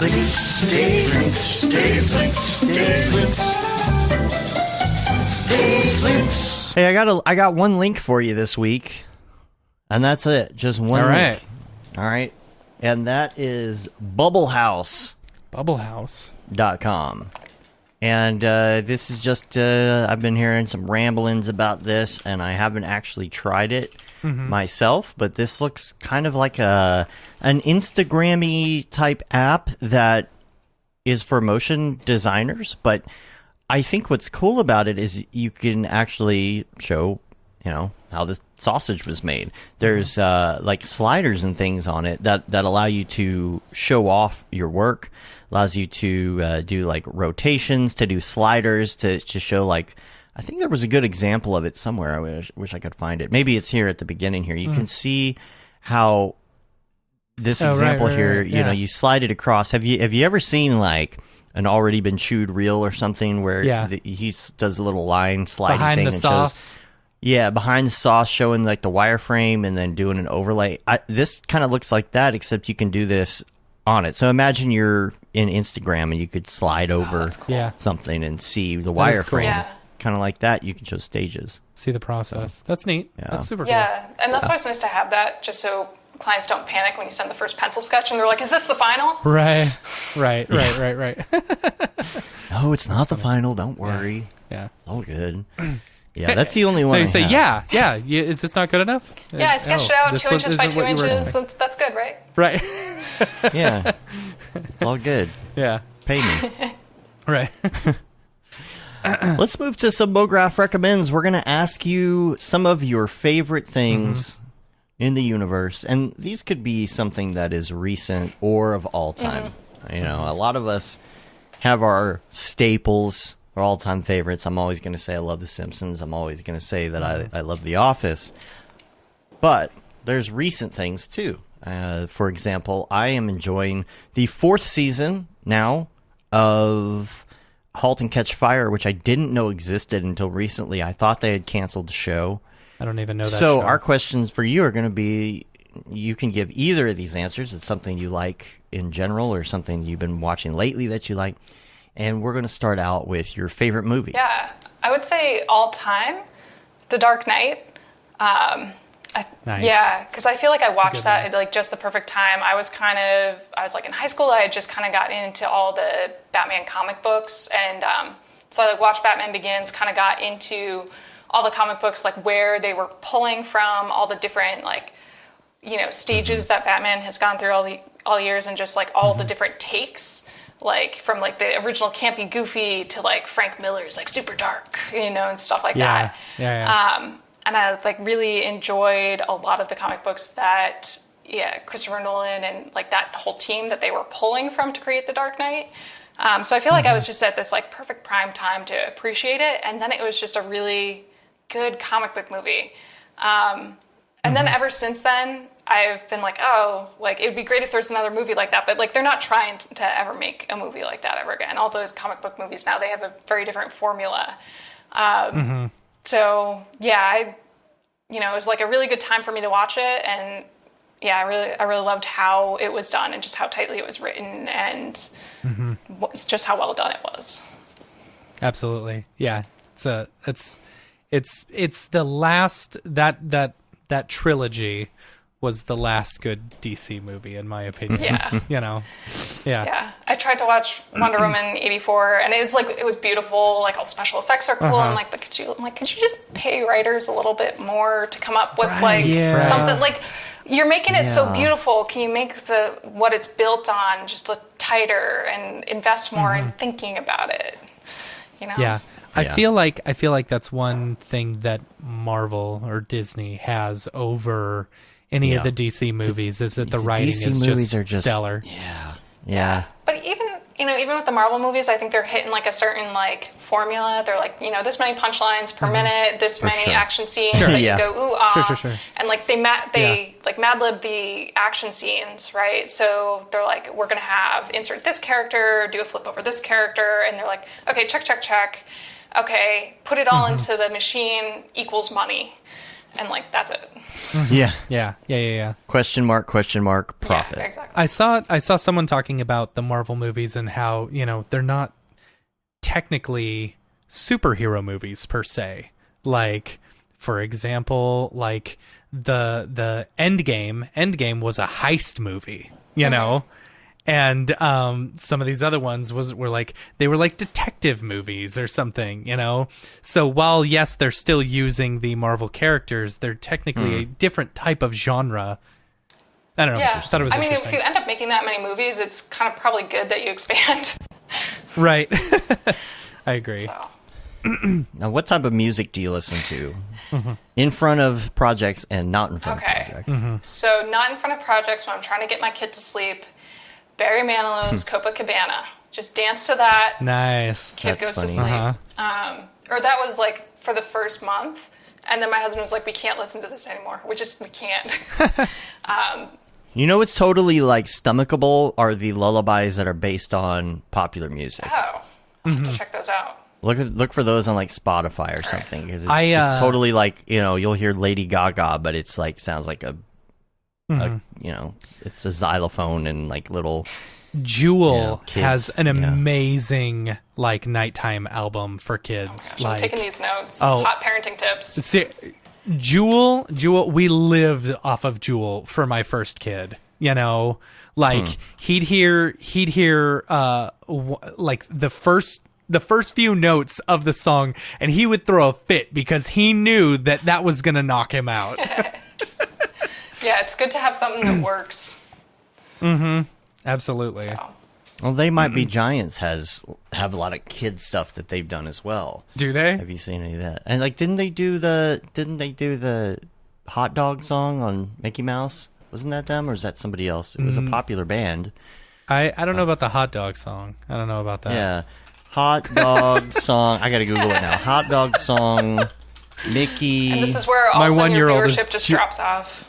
Right. Or goes up. Ooh, I found a YouTube video that is 1 hour of the hot dog song. Oh gosh, just over and over again. Yes, They Might Be Giants wrote the hot dog song and the Mickey Mouse Clubhouse song at the beginning. Well, there you go. Yeah, they've done a lot of kids. They've done a kids album.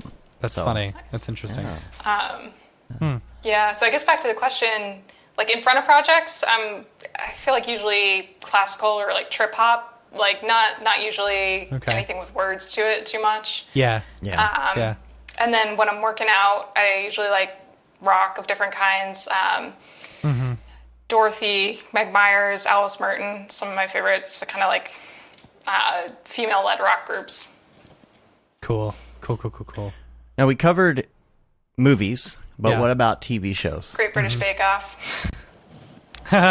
Oh, snap. Yeah. That was instant. Yeah, didn't even need to question that. Yeah. That's funny. All-time favorite, obsessed. So, because you're into the baking shows, so are there any other baking things you like to watch? I feel like everything else is just pales in comparison in terms to like I feel like I got into baking because of the Great British Bake Off. Like my husband and I like watched that, and then we just kind of got into baking because of it.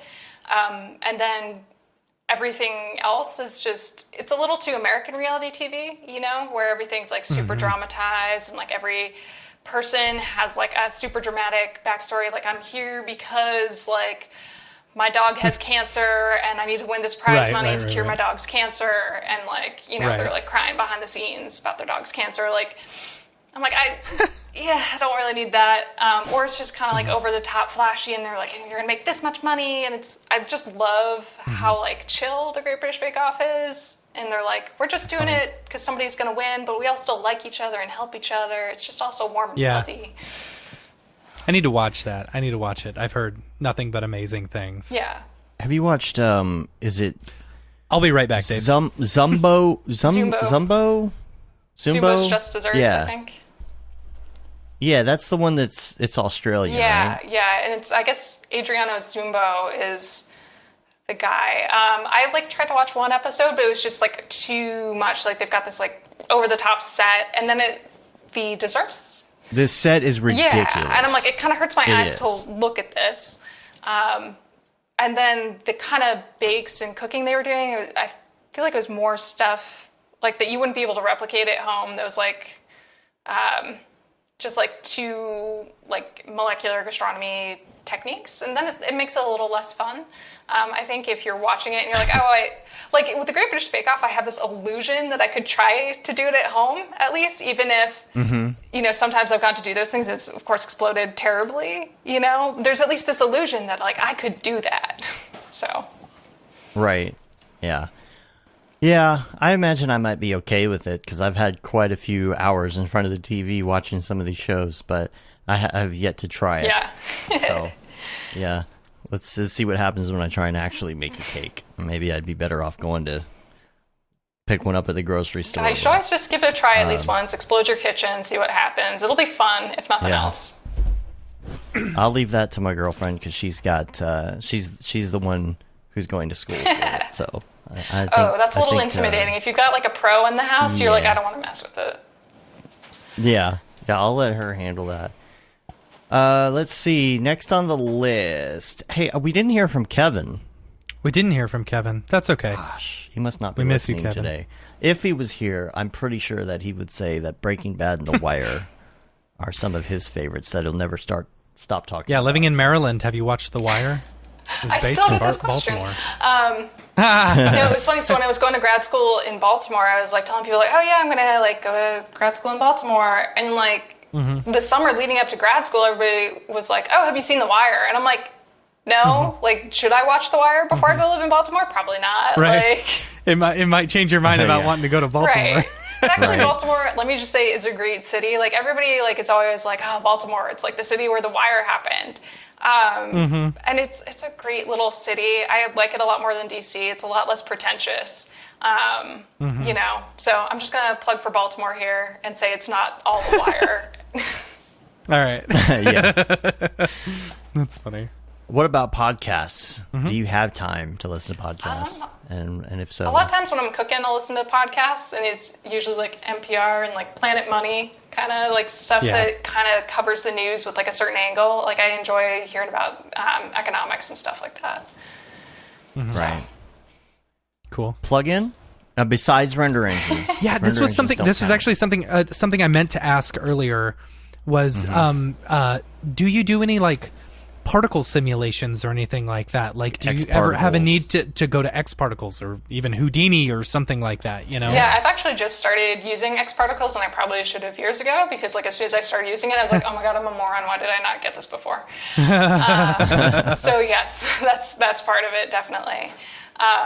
So X Particles I'm still getting up to speed on. EPMV, of course, my favorite plugin. It's always like a little in danger of going extinct. It doesn't work in the most current Cinema 4D right now, so I still have R20 installed on my machine, so I can boot that up to like run EPMV. Hopefully it gets updated, but there's just like one guy who kind of like updates it on the side, you know. So there are a lot of people who are like, can we throw money at you somehow? Do you want to start Patreon? Like anything to like keep this supported, but that hasn't quite been figured out yet. But I'm like, take my money, keep it updated.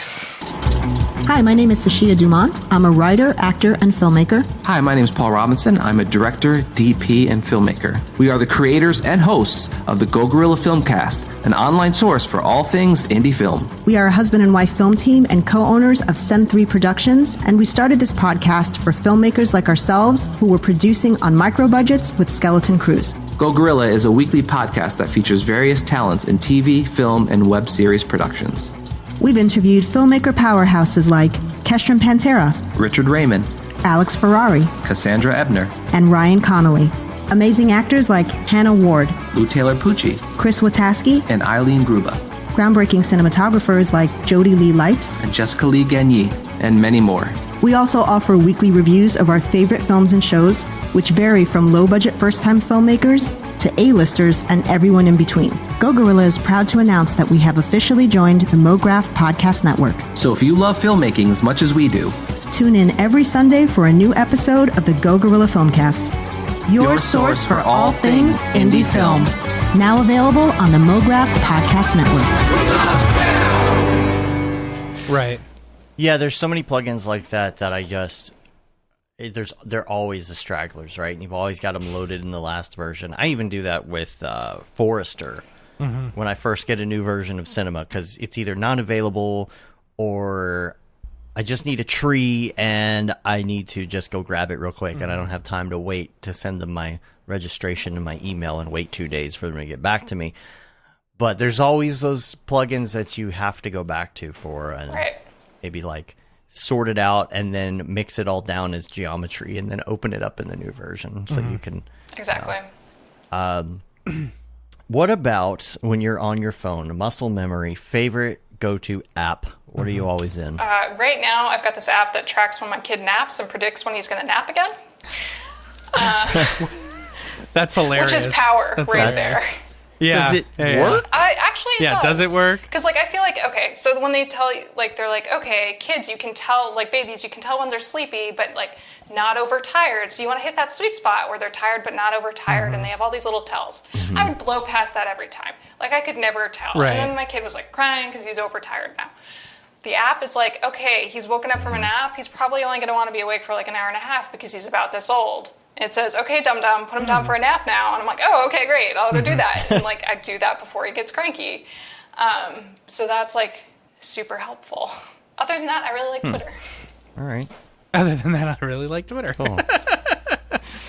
How about TikTok? Have you been into TikTok at all yet? No, I have not been. Like, people keep sending me links. Be careful. I'm like, I feel like this could just, like, melt my brain and suck my time. Like... It will.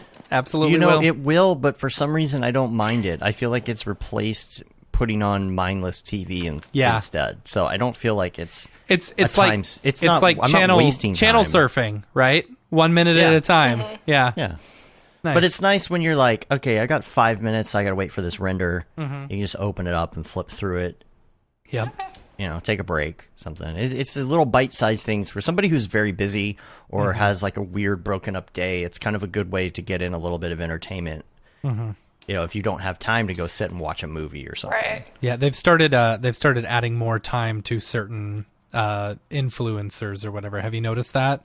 Like they're allowing people to upload like 5 minutes at a time. And I'm like, more than a minute. Please don't do that. Please don't do that. I love the 1 minute ones. I think that would be fine if you could skip through it, but you can't fast forward or rewind. Right. So it's like either you're going to sit here, and then what happens if you don't finish it or you get interrupted? You got to start over. Or your kid grabs your phone and accidentally swipes it up, and you're like, now I got to start that whole thing over again. Yep. Yeah. That's the worst part. Let's see. Video games. Do you ever play video games? So You have the last time? year I was like stuck in the house due to the pandemic, and then also like super pregnant, so not really wanting to move anywhere. So I revisited video games. I hadn't like played them since high school, but then I heard about Skyrim on a random podcast, and yes, I know Skyrim is like really old, but my husband dutifully like loaded up Skyrim on his computer, and I got to like play that through like 2020, and it was really sad. I liked like running around outside in Skyrim. It was great.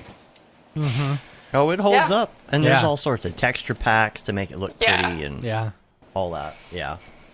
Yeah. You just got to get past the 45-minute intro and you're good. Yeah. Yeah, tell me about it. I've never gotten past the 45-minute intro. I've made my character, and then I've been like, oh, man, I'm so bored now. Right. Well, so I get through it. I'm like, just like, I don't play video games, so I'm just like crashing through it, and my husband's just like laughing at me, and I'm like, why did I just die? He's like, you were standing in fire. That's why you died. And I was like, what? I don't know what I'm doing. And I'm like, My bad. My man. That's funny. so yeah, it was a humorous 45 minutes. It probably took me like an hour and a half to get through that intro. Yeah, I got my wife into Animal Crossing at the beginning of the pandemic. She still plays it every single night, and still, yeah. Wow. And it's funny because she was very bad at it at first. Like she'd try to enter a door and she'd be constantly just be hitting it with her net over and over and over again, and we'd laugh and laugh. It was so funny. But now she's like expert at Animal Crossing. It's good. Well, maybe you can get her into Halo. Yeah, no. She picked that up. Nah. You sure? Yeah. You never know. Like, she might play it a I've little been bit, playing and you're Halo like, for like, what, 7 years, and I'm still not good at it. Hey, well, everybody's different, you Right. know? Maybe she'll pick it up and realize she's good at poning noobs. You never know. I guess.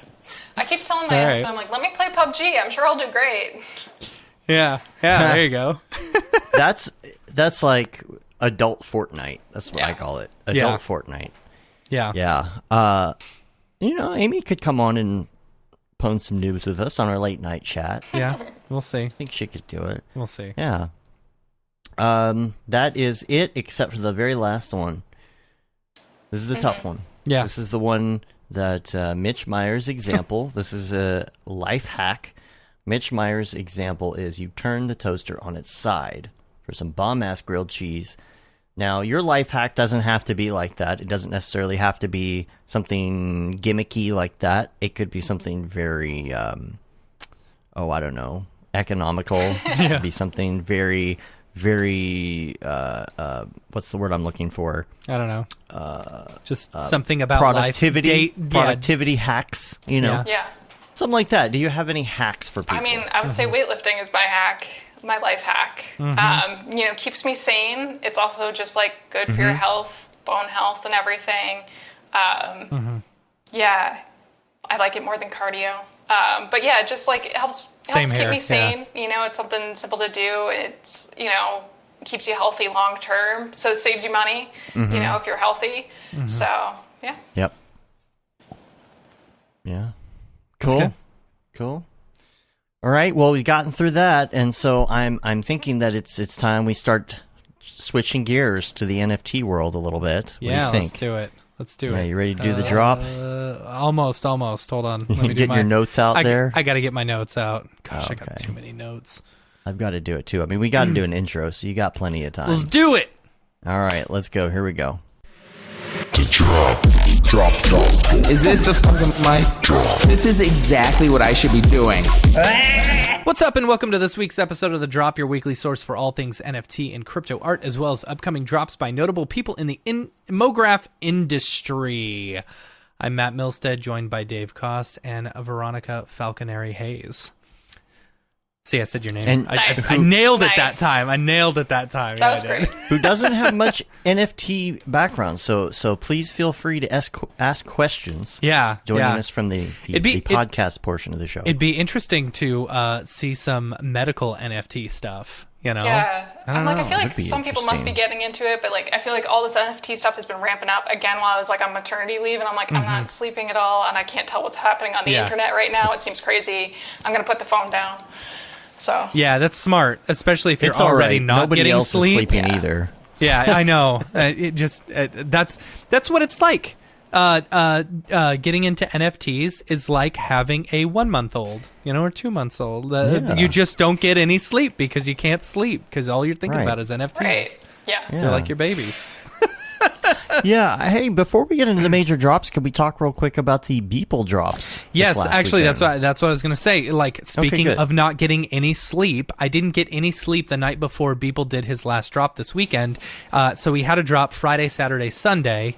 And I couldn't sleep because I was too excited about it, because I had a plan. I was hoping that people would not notice. Because starting Friday, going through Sunday, he had one piece that was going to the top 100 bidders. And I was like, oh, I could bid like $10,000, get a Beeple piece, and then turn it around for like 50, And so that was my plan, but I was like, I don't want to bid immediately because then that sets the bar. So I'm going to wait it out until Sunday. So I waited out until Sunday, and then the lowest price was like $35,000. And I was like, okay, no, there's no way. Because the thing is, so say you bought one for $35,000 and you were going to sell it for 40 or 50, because that's about what they were going for, the ones that people got for $1 or whatever. That's about what I think they're going for nowadays. These lots of the Beeple pieces are going for about $40,000 to $50,000. So it's like after fees and everything, you take a risk on whether or not you can even sell it. But anyway. So that's neither here nor there. So have the values kind of, again, question coming from outside, have the values kind of crashed out on any of these things yet? So I know they have. They have quite a bit. So I am the most lucky person in the entire world because I sold my Beeple piece, right at the height of the Beeple mania, and that was the day before his Christie's drop. Right before the day before his Christie's drop, I sold mine, and I still I think that mine, out of all the open editions, mine was like the second or third highest price that someone has paid for a Beeple, like an open edition, not a single edition. Because the single editions, they've gone for like 6 million, but I sold mine for 195,000. So but this weekend though, there were such an interesting Man, it was variety. This weekend was rough. I'll tell you. For his drop, it's like, so one, you had like, what was it? Four editions that were 100 and they were giveaways, but 2 of them you had to answer quiz questions based on his everydays, which they weren't even based on his everydays. They were just stupid questions. Shocker. Right? Yeah, they were. Yeah, I know, right? So they were kind of like, they were just ridiculous questions. And so we're all on Discord together, and you've got 45 minutes to answer these questions. So at some point within that 45 minutes, someone has already uploaded all the answers to Twitter, and we're all freaking out because we're like, we gotta get it. It's gonna take us 45 minutes. And literally it only took us a couple, to figure everything out. Shout out to Phil, because Phil was the first one in the Discord to get everything right and then let us all know. But still, you had 80,000 people enter, and it's like nobody got anything. Yeah, no one that I know got anything that we knew got anything. Then an hour later, you had another one. And an hour later, you had another one that was just like $1. Oh, and it was 1 minute. Yeah, which sucked. It's like, this is my beef. Yeah, this is my beef because I entered. I was ready to go. I had multiple tabs up just in case, because I didn't know if it was going to refresh instantly or if I have to hit refresh. Like, all the ducks in a row. We're all in Discord, ready to go. The thing just wasn't moving. I had everything ready to go, had the credit card ready, and I hit the button, and I was 2 seconds too late. I was because as well it was I. Yeah. too slow. The website's too slow. Website. I hit refresh, and it took forever to load. And by the time I had checked out, it said this one is no longer available. I was like, oh. Yeah. It was 1 minute. Yeah. So this sounds incredibly stressful. And then he had. It is. It is. It is super stressful. And it's like the first one, some of the NFT stuff when I'm trying to get an open edition or whatever, it sucks. And my wife gets a little upset because I'm like, I got to go upstairs. I got to go and try and get this piece of art, which she understands now that we've kind of sold one for a hefty amount. She's more accepting of this idea. But she also still is like, come on, you're taking away time for me, and I get that. So for the first one, it was so stressful. I was like, I'm not doing this again. So the second quiz that came around, I was at the store. I was just like, whatever. And then both my brothers, because I told them about it, they called me. They're like, hey, what's this answer? I was like, I don't know. Everybody check Twitter. Answers. Twitter will tell you, And so my brother was able to find all the answers on Twitter, and he sent them to me. So I'm just in the parking lot. I was like, all right, all right, I'm in. I don't care. It's like...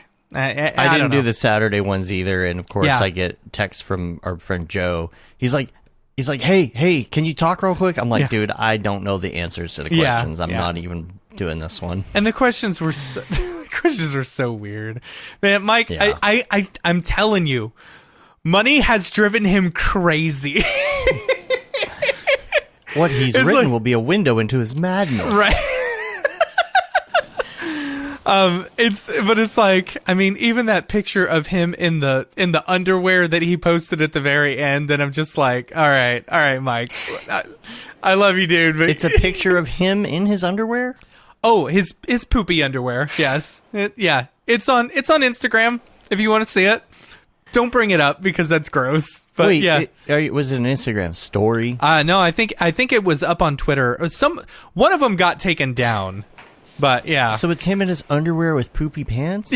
I'm so confused. What is this? What is going on? This was a part of the promo that he originally did, Okay. And I guess someone took a picture and he just posted it, But he posted this it was either on Twitter or Instagram or something. He's like, I know a lot of people had some issues, some bowel issues when they opened up the last open edition boxes and they all crapped their pants, right? Right. So we're including some Beeple branded underwear for you to put on before you open the boxes. All right. It's really funny. I mean, yeah, it's funny. It's funny, and it's also very gross. And I guess that's his brand now. Is that? Well, of course it is. Yeah. Rewind to NAB 2020. This is kind of like my first Mograph industry conference.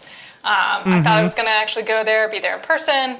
Ended up being virtual. Right. It did have, one benefit is we're on the virtual happy hour and everybody's talking and they're getting excited. They're like, oh yeah, Beeple's presenting. One advantage is I could sit there on my computer and be like, please don't kick me off the podcast. Who is Beeple? Yeah, no, you're fine. Because I had no idea. Right. But now I if I had gone there and I'd run into him at NAB and I'm like, oh yeah, what do you do? What would his answer be to the what do you do? Right. Well, I mean, if you don't know what Beeple looks like, you wouldn't assume that he is. You wouldn't have asked him what he did. You would have asked who he does accounting for. Right, exactly. Yeah. Exactly. And that has also become part of his brand. But it has become part of it. Somebody on the Today Show or something actually said that he looks like an accountant as well. And that's the thing, up until probably January of this year, probably December when his first drop happened, no one knew who he was, Well, and millions of people knew, but no one. He wasn't a everyday term, right? So my dad was he's living in Hawaii, he's working in Hawaii, and he's got a couple of people that he works with. They were sitting down and he said a couple of these guys are my age, they're techie, whatever. and he told them that I got a Beeple piece, and they freaked out. They're like, what?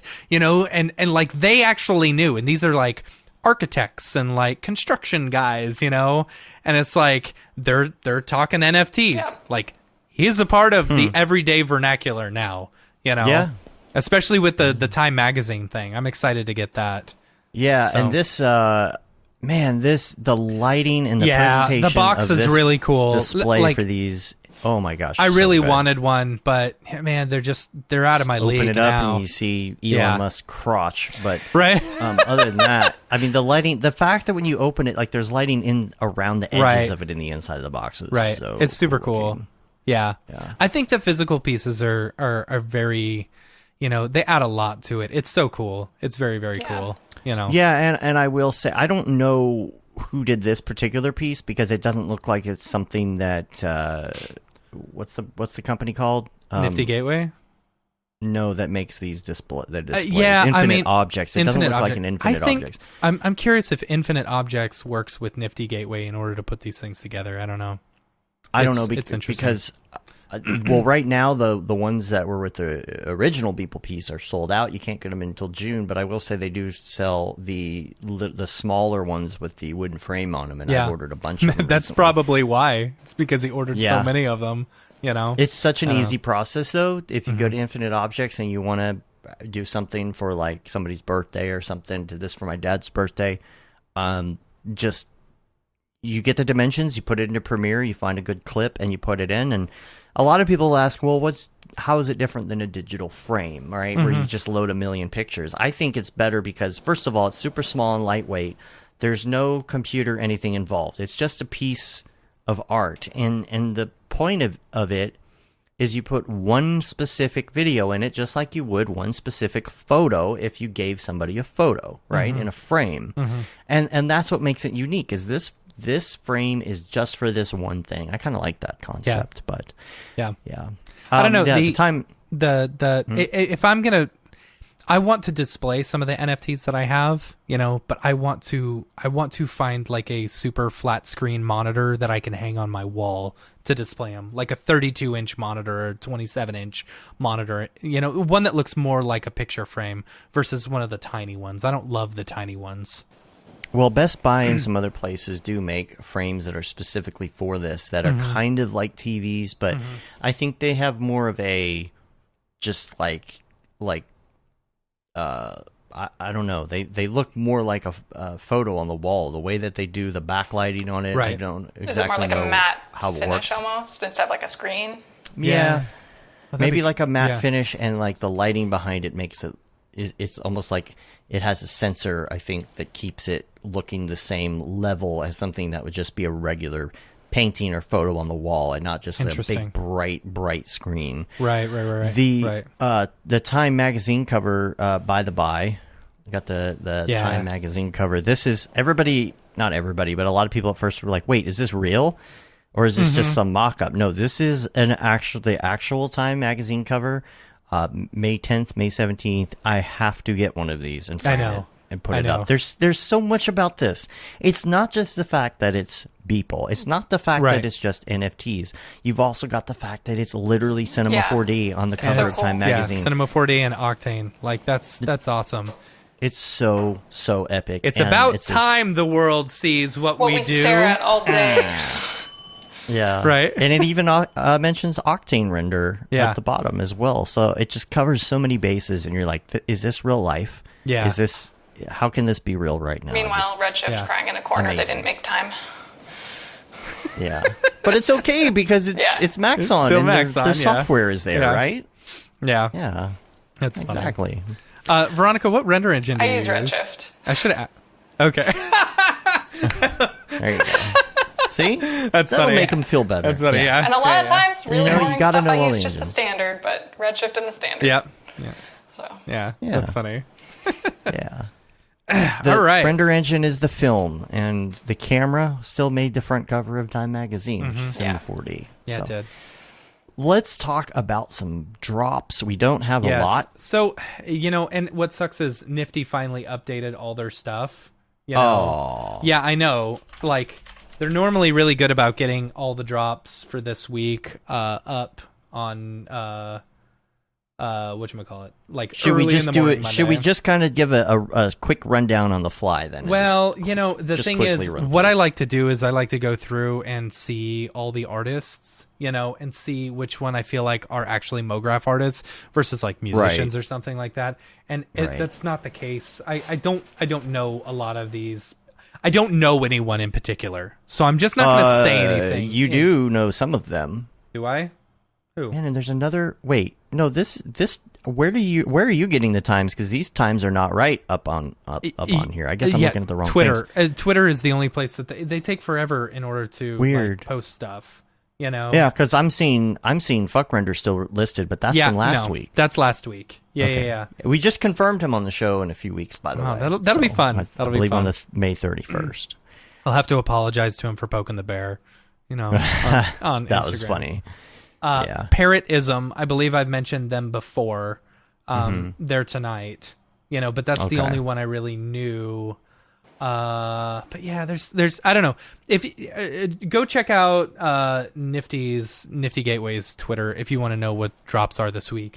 I don't know. I guess we don't know anyone. Don't they know that we get this information on Monday morning? You know what? I need to talk to someone. If there's anyone at Nifty Gateway who wants to contact us, really honestly, like, I mean, you're kind of an integral part of this show. You should let me know, like, at least a day or two. I would love to be able to put this together Sunday night, or even Friday night instead of like hustling to get it done on Monday morning before the show. So, but it's not just for us. Obviously, it's for other people who want to know ahead of time, because finding out the day of the drop is for Monday is and that's the thing. That's too fast to decide. It's the thing that I hate most about these NFT drops is they don't even show you what you get to buy until the day of, and you're like, I don't know whether I want that or not. It's like I feel like you need to like tease people and be like, this is what I'm dropping. It's going to be amazing. Yeah. But I feel like they tell everyone not to. I don't know. I wonder about that, because sometimes I feel like people purposely don't show. Or they'll show a glimpse, which is like, okay, that's cool, but if you're going to drop 10 G's on something ridiculous, you're going to want to know what it is ahead of time. Even if it's a smaller one, even if it's $500 for that matter, you're going to want to know what it's going to look like beforehand. This is all a really interesting psychology experiment. I hope somebody's taking notes. It is. Right? It really is. It really is. Like, I mean, if you get in on one of the drops, like when it's happening, especially one of the open editions where it's like, you can buy as many as you want in 5 minutes. It's like at one point I had to give my wife my phone and say, "Don't let me buy anything," because I had kind of gotten a little addicted to it for a little bit, it's kind of like gambling, and. It's absolutely gambling, and I 100% have a gambling addiction. You should see me in Vegas. It is not pretty.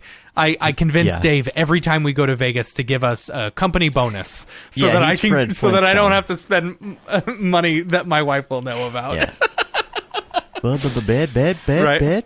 Yeah. So, anyway, what else? You do have one on Maker's Place, though. I do have one on Maker's Place which one do I have on Maker's Place? Pascal Blanche. Yeah, Pascal Blanche. It was a really cool illustrator. Like I totally dug the work that this person does. And Dave, if you go over to drops real quick on the Maker's Place one, what is it? Urs Fisher is doing another chaos one. I think it's interesting that Urs keeps on doing these chaos drops where it's like intersecting geometry, Yeah. I don't know what it is, but like it's weirdly unsatisfying, but also satisfying in the same sense, It's like, especially I'm wondering, is he taking like flashcards with different words on it and throwing it against the wall, combining the two? Right. It's like, I'm going to draw the manatee thing, like the South Park manatee balls, where they take two balls and put it together. Yeah. What was it for? Like for what they're going to talk about in the Simpsons? On the Family Guy. On Family Guy. Family Guy. Yeah, it's like today the first card says lighter and egg. Yeah, lighter and egg. Okay, let's put those together. And then we're going to have walnut, model plastic horse, and barbell. Right. I don't know. Yeah. Sorry. Dumbbell. Yeah. That's funny. Wow. Scissors and random statue. Like, what is Right. going on? Yeah. Right. And then, I don't know. meanwhile, we know how the sausage is made. So we're like, no, that's not art. Yeah. Rabble. Actually, it's funny because like I thought it was dumb the first time I saw it, but the more I see of these, I'm like, oh, I kind of like these. I want to collect one. You know. Yeah. But they're also going for Yeah. $20,000 or $30,000. You can make your own. Right. I'll make my own. Yeah. With blackjack. Yeah. Let's see. So What that's else it. do we got? That's it. That's so it. now we're Yeah. the community. Yeah, community drops. Dang it! I lost my stuff. The drop list. Is it the drop list? Brandon. Drop list. Brandon Parvini would be the first one. Oh gosh, you know what, Brandon? I'm sorry, Brandon. I didn't respond to your message in Slack, but I do want you to know I did. that your work is incredible. Like this is so good, right? Mm-hmm. And I feel like this is the quality that I love to see in NFTs. Like I don't know. I think Brandon Parvini is one of the best in our industry. Like that is gorgeous right there. He's somebody we need to have back on the show. It's been a little while. We absolutely do. I love seeing all these artists talk just like about. set loose. I feel like the NFT thing is like crazy. It's super stressful for a ton of people and like this complete experiment, but it's awesome to see what people are creating in the name of NFT. Right? Uh-huh. And Right. it's brought so many artists to the forefront. And just if you're not collecting, if you're not really doing all of this, there's so much that has been gained in the world of learning about artists and learning about and even making connections. Yeah. And late night Discord chats and talking to people. I mean, I have been so slammed. I did my NFT and I'm back to regular business as usual, doing other stuff. Yeah. But I feel like I know so much more about artists right now. Yeah. And not even just like Mograph artists, but other artists coming from other areas. Normally, like we would go to NAB or we'd go to SIGGRAPH, and that's where I would get introduced to some of these artists, you know? Right. But it's like, it's been nice that these NFTs have been around because it's given me a chance to, for me to recognize their art as well as, which is awesome. Yeah. It's awesome. But yeah, Brandon's work, awesome. If I had money, I would buy it in a heartbeat. Yeah. So, let's see who else we got. Garrett Appleton, hit us up their email. Has a drop on Hicken Tunic. Is that how you say it? How do you say it? I don't know how to say it. I like to say yuck. Because that's when I look at that, I say yuck. That's exactly how it sounds to me. How do you say it? I don't know.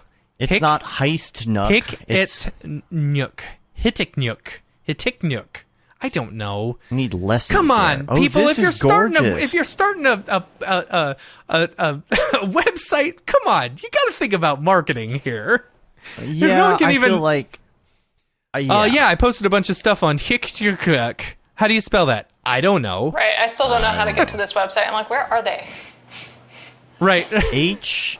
Is it okay? Here's my question: Is this a word in another language, or is this just a random? Hikeknuk. Does it mean something in another language, or is this just random? Yeah, I don't know. It's like someone just smashed their face against the keyboard, and they're like, "This is what a website is." You can make that NFT art like Breadface blog. Right?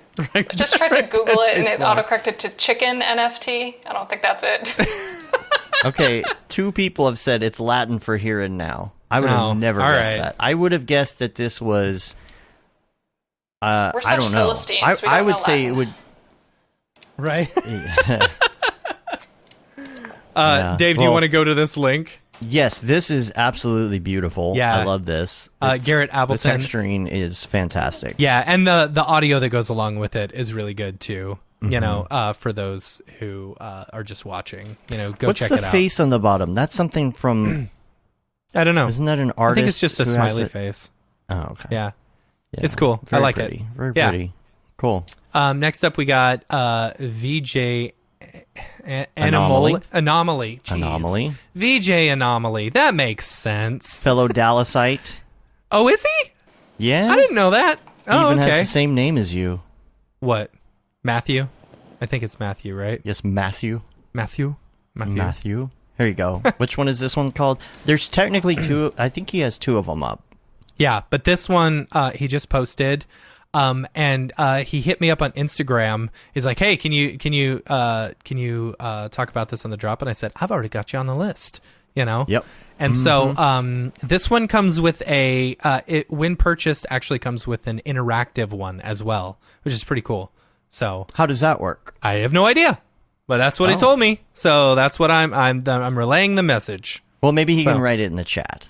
Yeah, totally. Or maybe it says somewhere. I haven't been paying attention, but I think he has another. I think he has two of them. I don't know if I can find it off the bat, but I'm gonna try. I'm gonna try and do it. Oh, interesting. I thought he sent me two, but maybe I'm wrong because there's only one here on Foundation. Yeah. I can go back and double check. He's got inner strength. Oh, okay. The other link was just his Foundation link. Okay, so that is the only one. Yeah. So cool. Next up, James Ramirez, Fried Pixels. I love. So this is one reason I kind of like this Hyuk website. You know, because you can actually. You can Hyuk. That's what I'm gonna call it from now on. It's what I see every time. Hyuk. You can actually upload so like cool. OBJs and stuff like that, and actually be able to interact with them. And I think, like, I love what James has been doing, and being able to like interact with that is so good. It looks so Certainly good. This was done in VR. Yeah. It was another VR one that he had done, but super duper cool. Oh man, that's pretty. I love that. Yeah. What is it? Yeah. This is on Hyuk. On Hyuk. Yeah. Hyuk. All right, good. And next up, I think the last one is Gurnge, Billy Chitkin, over on Maker's Place. These ones are good, man. I didn't know he had done these, but he just did some really cool drops. So, but this is nice. Right? Are these new, or is this something he had that he released? I think they're new. I think they're new. Yeah. Oh, nice. I love the transitions. Yeah. I love like the glitch effects and stuff. Totally. That's really cool. I like it. I like it a lot. It feels very cyberpunky, you know? Yeah. Very lights, camera, lasagna. That's funny. Now, this is not an NFT, but I would like to say my daughter did an Octane daily this weekend. Yeah, so I was super proud of that. It's one of those things where, like, over the years we've kind of like done a little C4D here and there, and she's messed with it, but you know, she was playing a lot of, as she does, a lot of Fortnite, Minecraft. No, Minecraft. Right? And so we were sitting there building some stuff in Minecraft. I'm like, you would really like to build stuff. Or, you know, it's like one of those things where, like, nowadays there are artists that are very technical, and there's some people that, like, they can't model, they can't whatever, but they can totally, like, set up a scene, and they can wrap their head around that, right? So, I know I was super proud of it, because I was like, you know what I think you would like is mega scans. Yeah. So I just threw that out there, and she made this in Octane at 11 years old. That's yesterday. It's better than I can do. Yeah.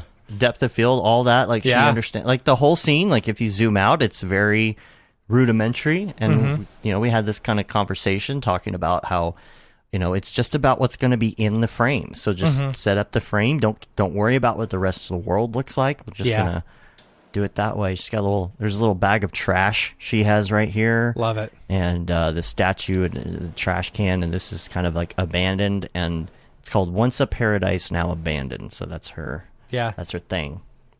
I like it. Yeah. Very pretty. You should do an NFT of it. You should. Yeah. Up on Hyuk. Hyuk. I think of the episode of Simpsons with the No Homers Club? Yeah, the No Homers? Yeah. But that Homer's in there, he's like, it's the No Homers Club. And they close the door, and he's like, Hyuk. Hyuk?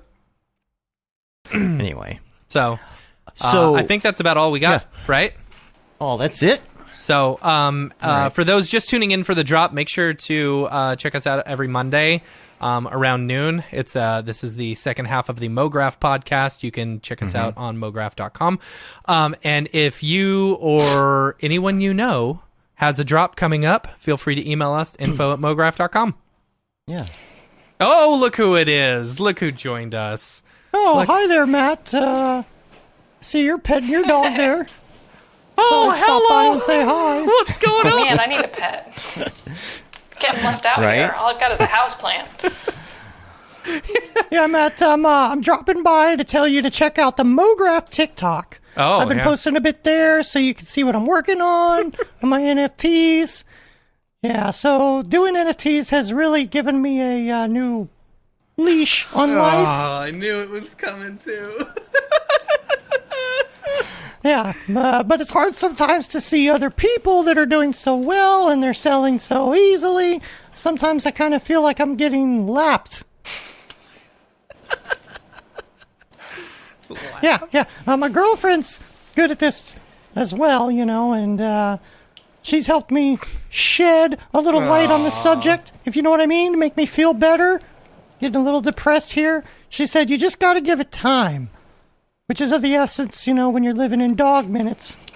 But she made me feel good. She made me feel better about it. She's a good girl. And I'll introduce you to sometime. She's really quite fetching. I knew that was where it was going. Anyway, I gotta go. Bye. Bye, Dorpy. Thanks, Dorpy. Thanks for stopping by. Hey, there was the email. We have an email I want to answer before we get going here. And because it's NFT related, so I'm going to read this real quick. I'm in last week's episode. That wouldn't help. All right. It's funny because somehow I don't know what happened with my markdown. I must have put too many exclamation points. I've got all this bold things. I think it's trying to interpret my exclamations as markdown. This is from Jack, who says, hey guys, love the show, and I look forward to it every week. You keep asking people to write in with topics, and I thought I would give you a try, as I'm not getting anywhere with Maker's Place. I brought some Boss Logic artwork on Maker's Place back on the 15th of March. I want to resell and set the resale price right away. After all this time, it's still pending in the status. Oh, that sucks. Ooh. I cannot change the price as it's stuck. I have reached out to Maker's Place support numerous times asking what the issue is, and they haven't done anything. I can send the email chain of their responses if you want. They've been really abysmal in their support. Oh, that sucks. Literally looping conversation, asking what the issue is, saying they'll forward it to support, even though they are support. Looking on the piece comments, it seems other people are having the same issues as me without any feedback from Maker's Place. In the edition activity, it seems none of the artworks have been resold since the drop, which seems really weird. Yeah. And that's interesting. That is interesting. None of them. I don't know where else to go, as Maker's Place aren't auctioning anything or actioning anything. I essentially have bought some artwork which I can do nothing with. We're talking $999. I was hoping you could mention something so other people who are having the same issue can band together and get something out of this. That's a good idea. Again, I absolutely love the show, love the guests you have on, the insights you have into the motion graphics, digital art industry as a whole. I really think you're doing something special here. Sorry if this isn't in your remit, but didn't know where else to go. Thanks again, guys. Keep up the amazing work you're doing. Thanks, Jack. Really appreciate that. And that does suck that you're having that problem. I haven't heard about that. I had that issue when I think I was selling a David Ariev piece, or I had, I had bought one and then I relisted it and stuff, and it was pending for a while. I think I eventually just I think I was able to change it to a quick one, instead of a slow one. I don't know if that even can change it changing all. the gas. Yeah, changing the gas. But there's no way price. it would be waiting for gas fees for that long. I don't know. In That's the queue. That seems like I feel like this is an issue that some people have talked about with NFTs. You know, there are these weird, like, kind of like stuck issues, and that's something I was going to talk about actually with the Beeple piece. I have a friend, I got the number 8, he's got the number 10, and we both took them off of Nifty and put them up on OpenSea. Yeah, and it was kind of a nerve-wracking process because you're like, what happens if it just disappears? And one of the great things about the security of using crypto is how secure it is, but it also makes it dangerous because if you make a mistake, it's probably gone forever. Yeah. And so it's like with the Sunday Beeple piece, you had to already own one. And so my buddy and I were like, well, maybe we should move these over back to Nifty so that we could get a piece. Because you got like a 1 in 300 chance of getting one, you know? Right. That's pretty good. Which Ariev and EJ got nothing when they did that. So, you know, that sucks. But he decided to move his over and I didn't, back to Nifty. And he sent me a text like 20 minutes later. He's like, dude, my art is gone. It's been in nowhere for 20 minutes. It's not here. It's not on Nifty. I don't know where it went. I tried to talk to Nifty. He's like freaking out. Somehow he was able to get it back over to OpenSea. But man, moving NFTs around is so nerve-wracking. I've been wondering about the infrastructure for this because there's so much hype, and like all these sites went from you know just this kind of offbeat thing to all of a sudden it's this huge thing, and like who's running the sites, who's curating this, and all of a sudden there's like all this hype and they're in charge of it. Well, the good thing is that like the actual NFTs are backed by the blockchain. Like that technology is the same overall. But yeah, like these issues like with Maker's Place, with something getting stuck, I feel like that is more of a Maker's Place issue. Yeah. Yeah, especially with that stuff being stuck on Maker's Place. That is a Maker's Place issue. Yeah. And Jack, I really wish we had more answers for you there, but you're right. Like this is at least a good starting point to kind of put it out there and say, has anybody else had this issue? Because even if, like, I could understand if you had the issue and they were addressing it, but a website that's this big in NFTs should be addressing issues like this. Absolutely. And if they're not, I can't imagine why they wouldn't be unless there's something they don't know how to fix. There's like, so for example, the Blake Catherine piece, the drawing one, you know, like that one was in limbo for a long time.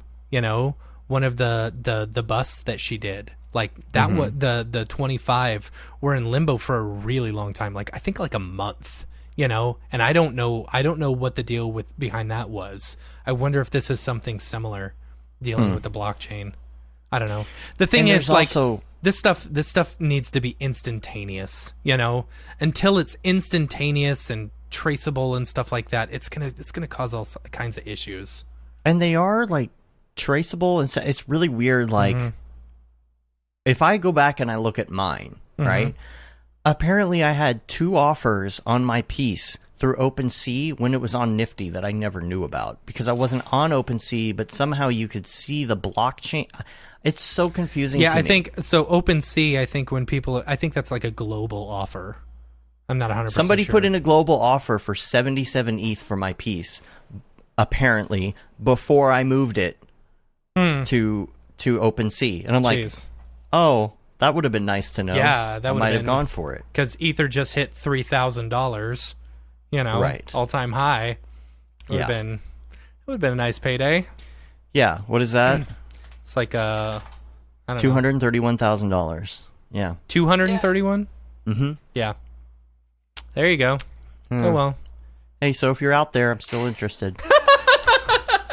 It's actually listed right now for 55 ETH. You want to buy it on OpenSea. Well, there you go. Yeah, go pick it up. You know, chump change. Just go get it real quick. Right? Someone, buy it. Yeah. Buy it now, please. Anything else in the world of NFTs we need to talk about today? Nah, let's get out of here. I got client work I got to do. All right, let's get out of here. Drop. Is this the fucking mic drop? This is exactly what I should be doing. And we're back. Veronica, thank you so much for being on the show. Yeah, thanks for having me. We really appreciate it. Yeah. It was a good episode. I think we learned a lot about medical animation today. Yeah.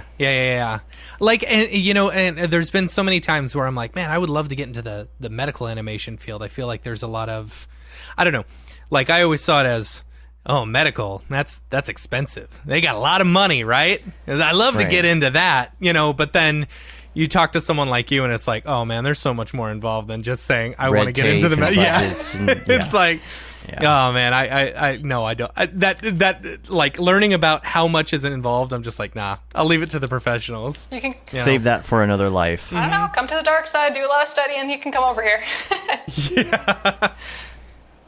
Yeah, come on, Matt. Just go to medical school real quick. Yeah, all right. You can do it on the side. That was the original plan, and then I had to take calculus. And I finished calculus. I had to take. What's calculus? I had to take. What was it? Organic chemistry? No, physics. Physics, and I was just nope, I'm out. Sorry. Yeah. I apologized to my wife. I said, sorry, you're not going to marry a doctor. I'm going to be an artist. Yeah, physics hits. I feel like I really let her down that day. You have to be really good at the maths for that. Yeah. I was not. Yep. All right. Yeah. Veronica, if people want to find you online on the interwebs, I know you don't put a ton of dailies out or anything like that, but you've got a presence on there. Yeah. Where can people find you? So I'm on Instagram at Falconieri Visuals, Twitter at Falconieri V. My website is falconieriVisuals.com. Good luck spelling the Italian.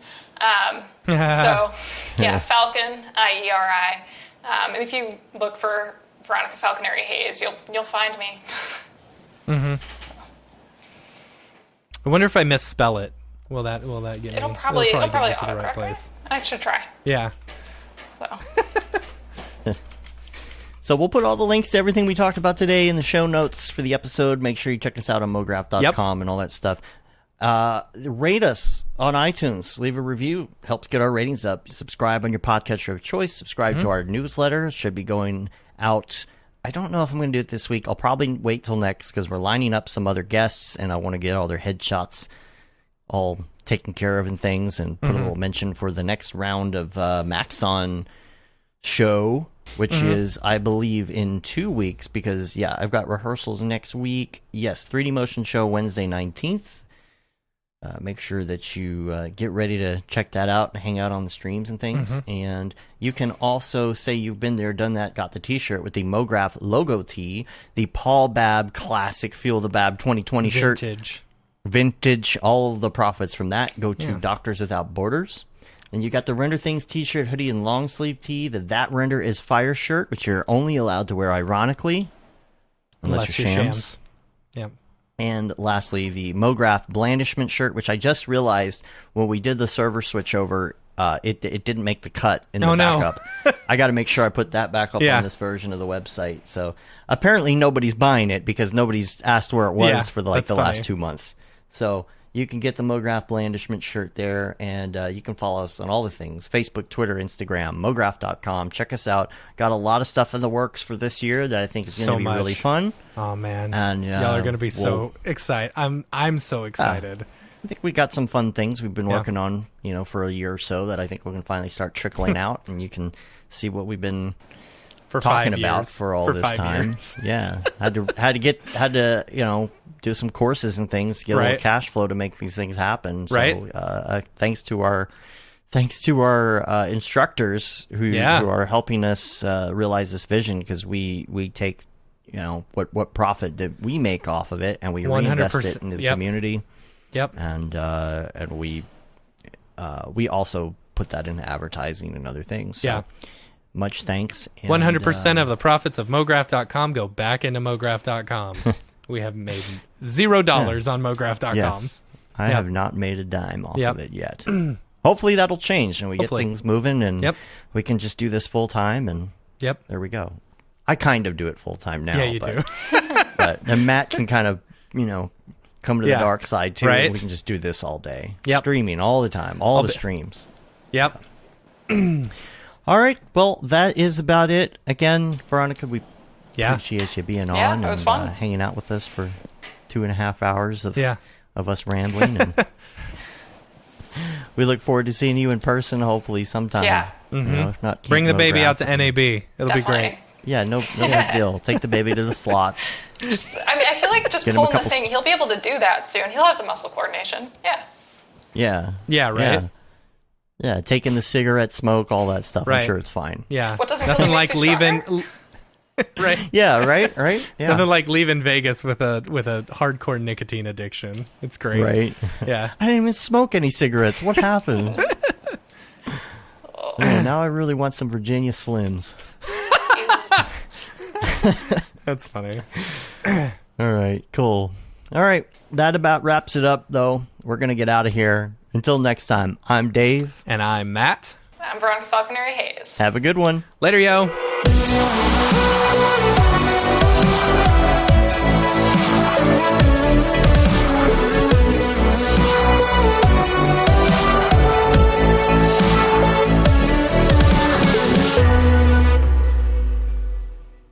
It's pretty good, I guess.